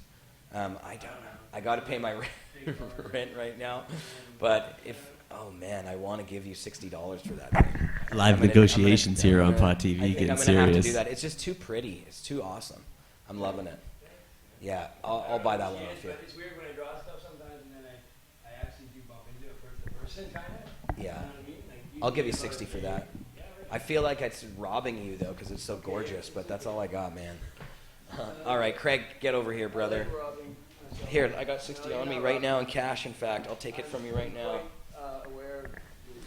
If we could get a receipt for the transaction. No. A receipt? I don't know. This transaction brought Can to you you write off by art? Interact. Maybe you can. Here, brother. Ken Foster, soon to be having an app for that. 10,000, that's right. Thanks, Ken. Appreciate it, man. Come back soon, brother. Yeah, man. There are people are watching it live right now. You need a beta machine. He's getting a beta machine, he says. Yeah, man. Thanks, Ken. That'd be funny. Amazing Actually, that'd be artist. pretty good. Seriously, my favorite. One of my favorite artists. He kills it. I've actually got a friend of mine from a couple provinces over who is dying to come out Get in over real here close, just brother. to see out Ken and his art. It's crazy. Yeah. No. I mean, I've loved it for a long time, but every picture is very different stylistically. So he goes, like this one he just showed off. Yeah, the puff dragons are Those are nuts. crazy. Those things, oh man, I want one. But this one is beautiful too. He's got so many styles. He was just doing this 80s neon thing, and then he kind of transitioned to these like gold square tile panels, and then put it all together. I got one of those in my office. It's dope shit. I like when he uses shit that he finds around, like screen doors, Yes. like big pieces of cardboard or big like corrugated wooden shit. I've seen him use like sliding closet doors from the bedroom and stuff like that. The guy will paint on anything, but he's an absolute genius, just underrated. I mean, that's going to be somebody who, in time after he goes, people will be like, "Who was this dude?" Because don't sleep on Ken Foster, man. If you want to see one of the actual best private collections there is, come check out the Cannabis Culture Lounge here at 307 West Hastings. Check them out online, cannabisculture.com. We do have a very large collection of art here. You can come down and actually purchase it right off the walls. Yes, you can. As well as some Except fine don't try and refreshments. get the ones from my office because Yeah. I'll bite your hand. Because he will arm wrestle you for it right in the middle of the hallway. Yeah, no, I mean, that's the thing is I feel honestly like robbing the guy for $60 because it's such an amazing thing. But I know, seriously. somebody will try and buy it off me for $200 and in less than a week, I'm telling you. It'd still be a good idea. Well, hey. Should That's turn into an commerce, art so dealer what are you like going to do, Malmo right? Levine. Art by Jer. Yeah, that's right. I'll be one of those, I'll just call me, what's his name? from CNN or from CBC. I'm forgetting his name now. He used to do Power and Politics with Evan Solomon was his name. Evan Solomon is his name. He's not dead, but he got fired from CBC for doing art dealings behind the scenes. And as a journalist, you're not supposed to do that. Anyways, just dropping the old Evan. Supposed to be my ethical. favorite journalist. Absolutely my favorite journalist, Evan Solomon on CBC. We're talking about art dealing, Jodie. I should turn next Evan Solomon. Yes. Sorry, I don't mean to make fun of Evan Solomon because he's such a cool guy, but. Cool, bro. Yeah, man. So speaking of cool guys. Talking about somebody else, don't you? Yeah, Bob Hope. obviously Bob Hope not. is in the building.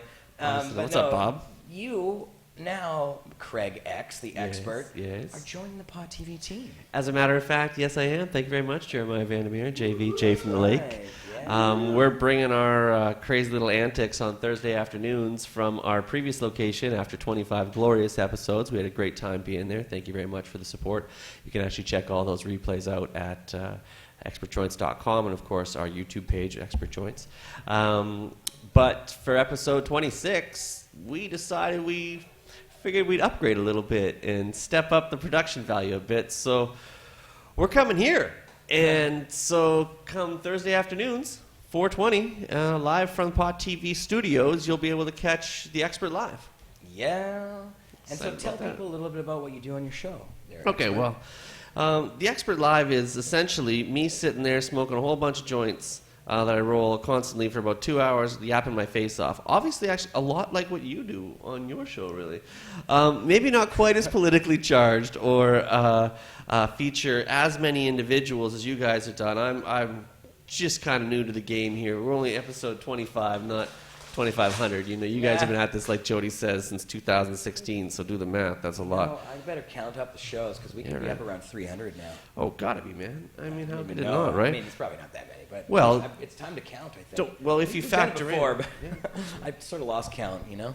if you factor in everybody else associated who's got all the rest of the supporting shows that you guys have all appeared on or helped co-produce in or whatever, there's literally been thousands of videos that have come out of this brick and mortar establishment. So good on you guys. And we're man. getting right now. Our YouTube numbers are really off the charts now. You know, I think the stats when I was looking earlier were 120,000 views per week, and that's 800,000 minutes of view time a week that people are watching. Crazy. So people are watching almost 1 million minutes of Pod TV a week.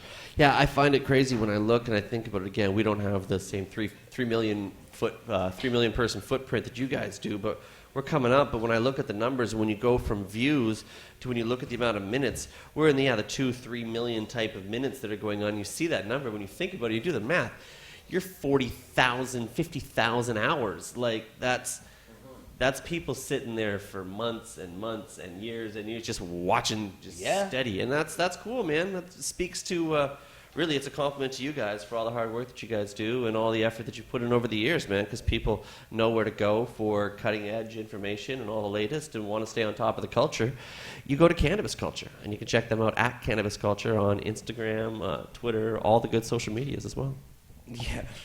It's funny that we've kind of stepped it up. We were doing it in our lounge, and now it looks, it's got the sort of backlit quality to it that really has an effect on people's subconscious, I think, and it's really getting us a lot more attention even just in the last few weeks because of the damn set. So you gotta step up, man. You can't. You guys have always been. That's the thing. You've been at the forefront. And now we've had Washington and Colorado and all these other states and countries that are starting to get more shine. And don't anybody ever sleep out there. When it comes down to it, man, almost all roads, some degree, whether you like it or not, whether you even know it or not, have gone through this building or do go through here. A lot of conduits come through Amsterdam, and it's definitely one of the weed meccas in the industry and in the world. And a lot of that is thanks to, again, Jodie's husband over there and everybody who's been associated with it along the way. So including what our efforts are really all about. Again, we're not quite as politically charged, maybe. We're a little bit more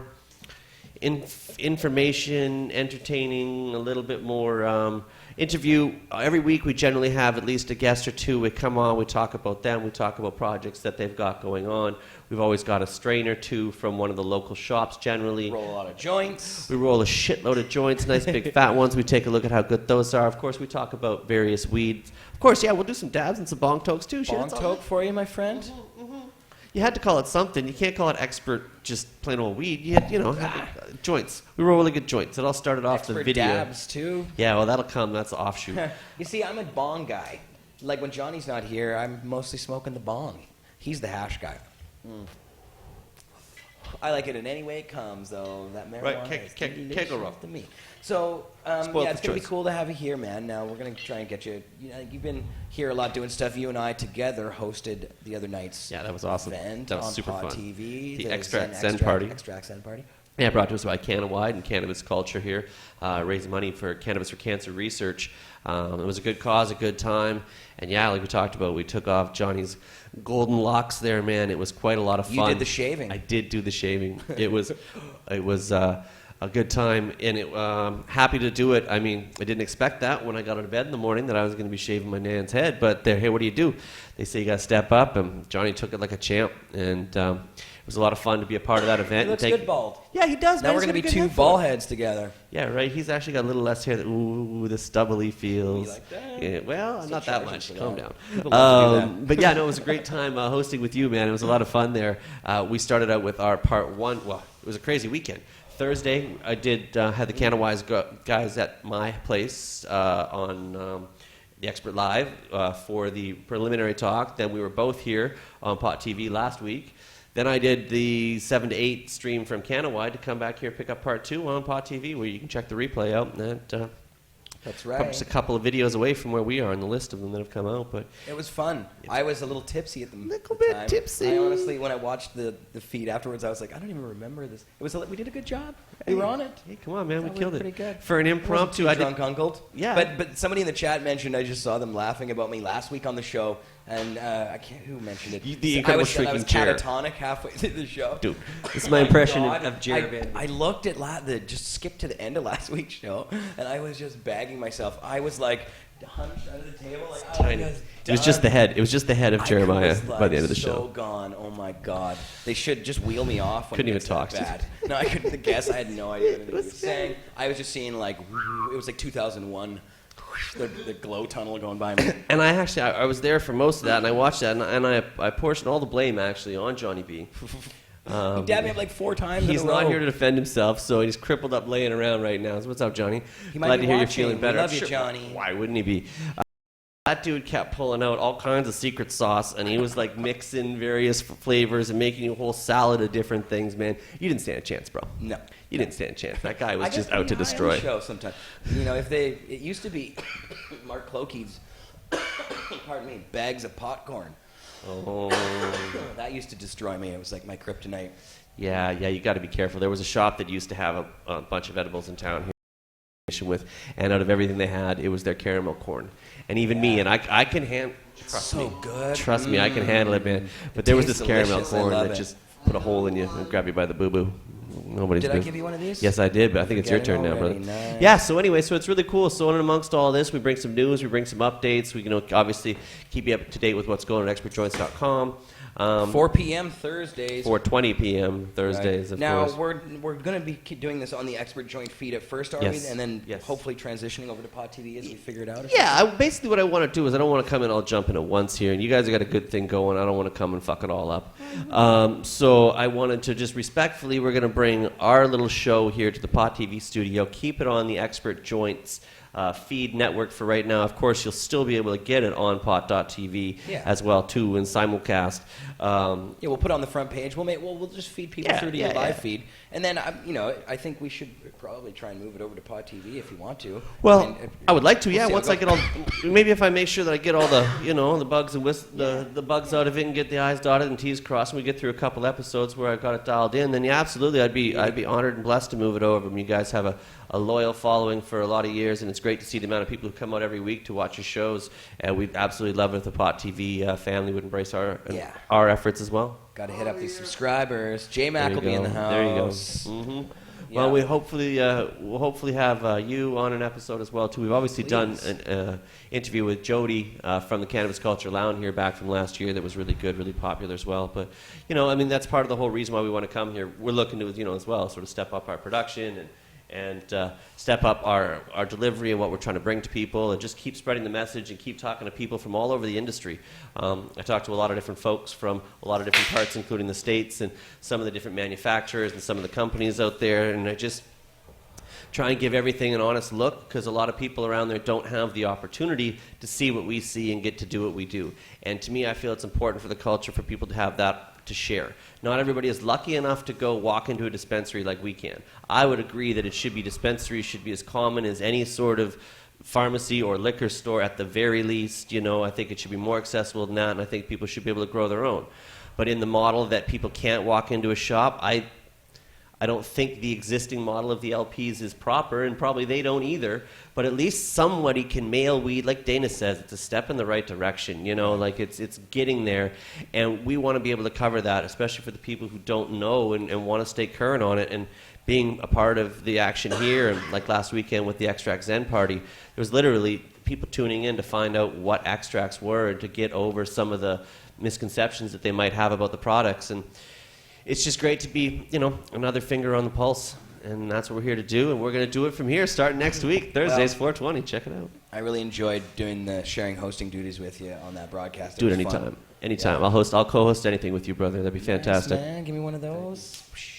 Pass you one of these. Yeah, I appreciate it, man, and we'll definitely, Thursday is going to be dope. Yeah. It should be fun, and I'll be here, of course. Yeah, of course. And you guys out there, you can watch a lot of different TV shows here all week. Tomorrow, the Redbeard show. He does his thing. Now, Redbeard was doing a live thing, but right now he's recording a show because it allows him to do a lot more stuff. With the glass blowing, it looks really cool when you get close up and you get right in there with the cams and zoom in with a really good camera. But when it's just from 6 feet away and you see some dude moving around and stuff, it's hard to know. And again, there's a lot to press here, so I kind of like host and produce and smoke and review, and I do about 27 things at the same time while I'm stoned off my face. Well, yeah, you're doing it right now on my show too. And really, if you throw in glass blowing and in the mix, and hang on, you throw in fire. I love your idea, Jodie, about having glass blowing and stuff down at the beach. I think it's fantastic. They could actually take some beach sand and melt that shit down and put it into whatever, right? Silicas and stuff like that. Why not? Just as long as I'm sure I'm sure they could have some power demands or some certain kind of requirements that might logistically make it. Don't they use acetylene or gas? Yeah, I'm sure they've probably got some capacities to do that. But yeah, just as long as there's obviously that's very, very cool, but obviously it can be very, very it's a very, very particular skill that not everybody can do well and do safely, of course, as well too. So it's very cool to watch. Oh man, it's fantastic, right? I like watching it. That's why Redbeard, I think, his show is popular. Absolutely. Plus, he's just such a charming guy. Well, and I mean, you've got some really charming, charismatic folks on this show. So you've got Mick on Mondays. You've got the whole team on Wednesday. You got you Fridays. Me now. Jodie's at least partially committing here, teasing us to a Tuesday. You got Redbeard Saturdays. So really, the only opening we have at this point is a Sunday gap, but that could be easily filled, I'm sure. You never know who's going to be part of the green movement who wants to step up. Mark Emery. That's hilarious. His Sunday shopping show with Mark Emery. Oh my God, because Mark, for those who don't know, is responsible in a big way in this country for having Sunday shopping legalized. Yeah. His activism led to that happening. So that'd be pretty good. Yeah. You never know. He might just say fuck it and want to start doing his own show, like some other people have indicated, and it's entirely possible that we could get Mark on here. I think that'd be great, man. Going around shopping, get a little podcast from live from remote somewhere, come in with his groceries. Well, there's just gonna be nothing but fun in the future here at Paw TV, everyone, of course. We have lots of big plans, and we're not going anywhere no matter what they try and do to us. We will be here. So it's always a pleasure and always fun, guys. What time is it now? I guess we should wrap it up. Wow, 2.5 hours? Not bad. Yeah. It was. I said today, I was like, I'm going to make it a 1 hour show today. It was Dana. And Dana said, Dana said, no, you're not. Never Dana happened. said, I'm going to make it a 90-minute show about me. It's his first time in the studio. It's a great place, man. I can't wait for it to be finished. I appreciate Dana has got so many projects constantly going on. He's flipping. It's pretty amazing, actually. Hardest working man in showbiz. I'm a big Dana fan. Yeah, Dana really kills it, man. I love that guy. We've actually, we gave away a copy of Green Buds and Hash on our show a few episodes back, as well as taking a look at the MJ Creams. Get a giveaway with both of those as well, too. Highly, highly popular.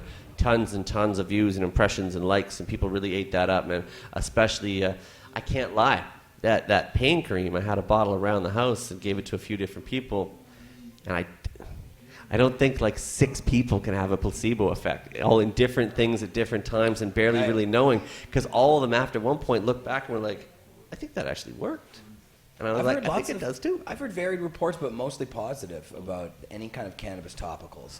You know, it seems hard to believe that so many people could be wrong, or, I mean, shit, maybe the placebo effect is strong, I don't know, but either way, it's working, so. Well, from what I understand, too, some of the other additives, at least in that particular one, I don't have the whole recipe ingredient from me, but have effect like that anyway, so if Dana's found the secret recipe, like the little wizard and shit, to put all 3 of them together kind of deal, I'm sure it's a, you know, kind of a combination effect. But There's serious evidence that shows that CBD and other active ingredients in cannabis have a direct effect on pain in your body. So yeah, it's true. Absolutely. It's not bullshit. It's you don't real have the stuff. receptors for no reason. Yeah. Right? You don't have endocannabinoid system for no reason. Couldn't be wrong. A little more than that, I think. I think we're closer to about 500 million, at least statistically speaking. Let's call it a billion. You're getting like the 12%. You know. I think you're right.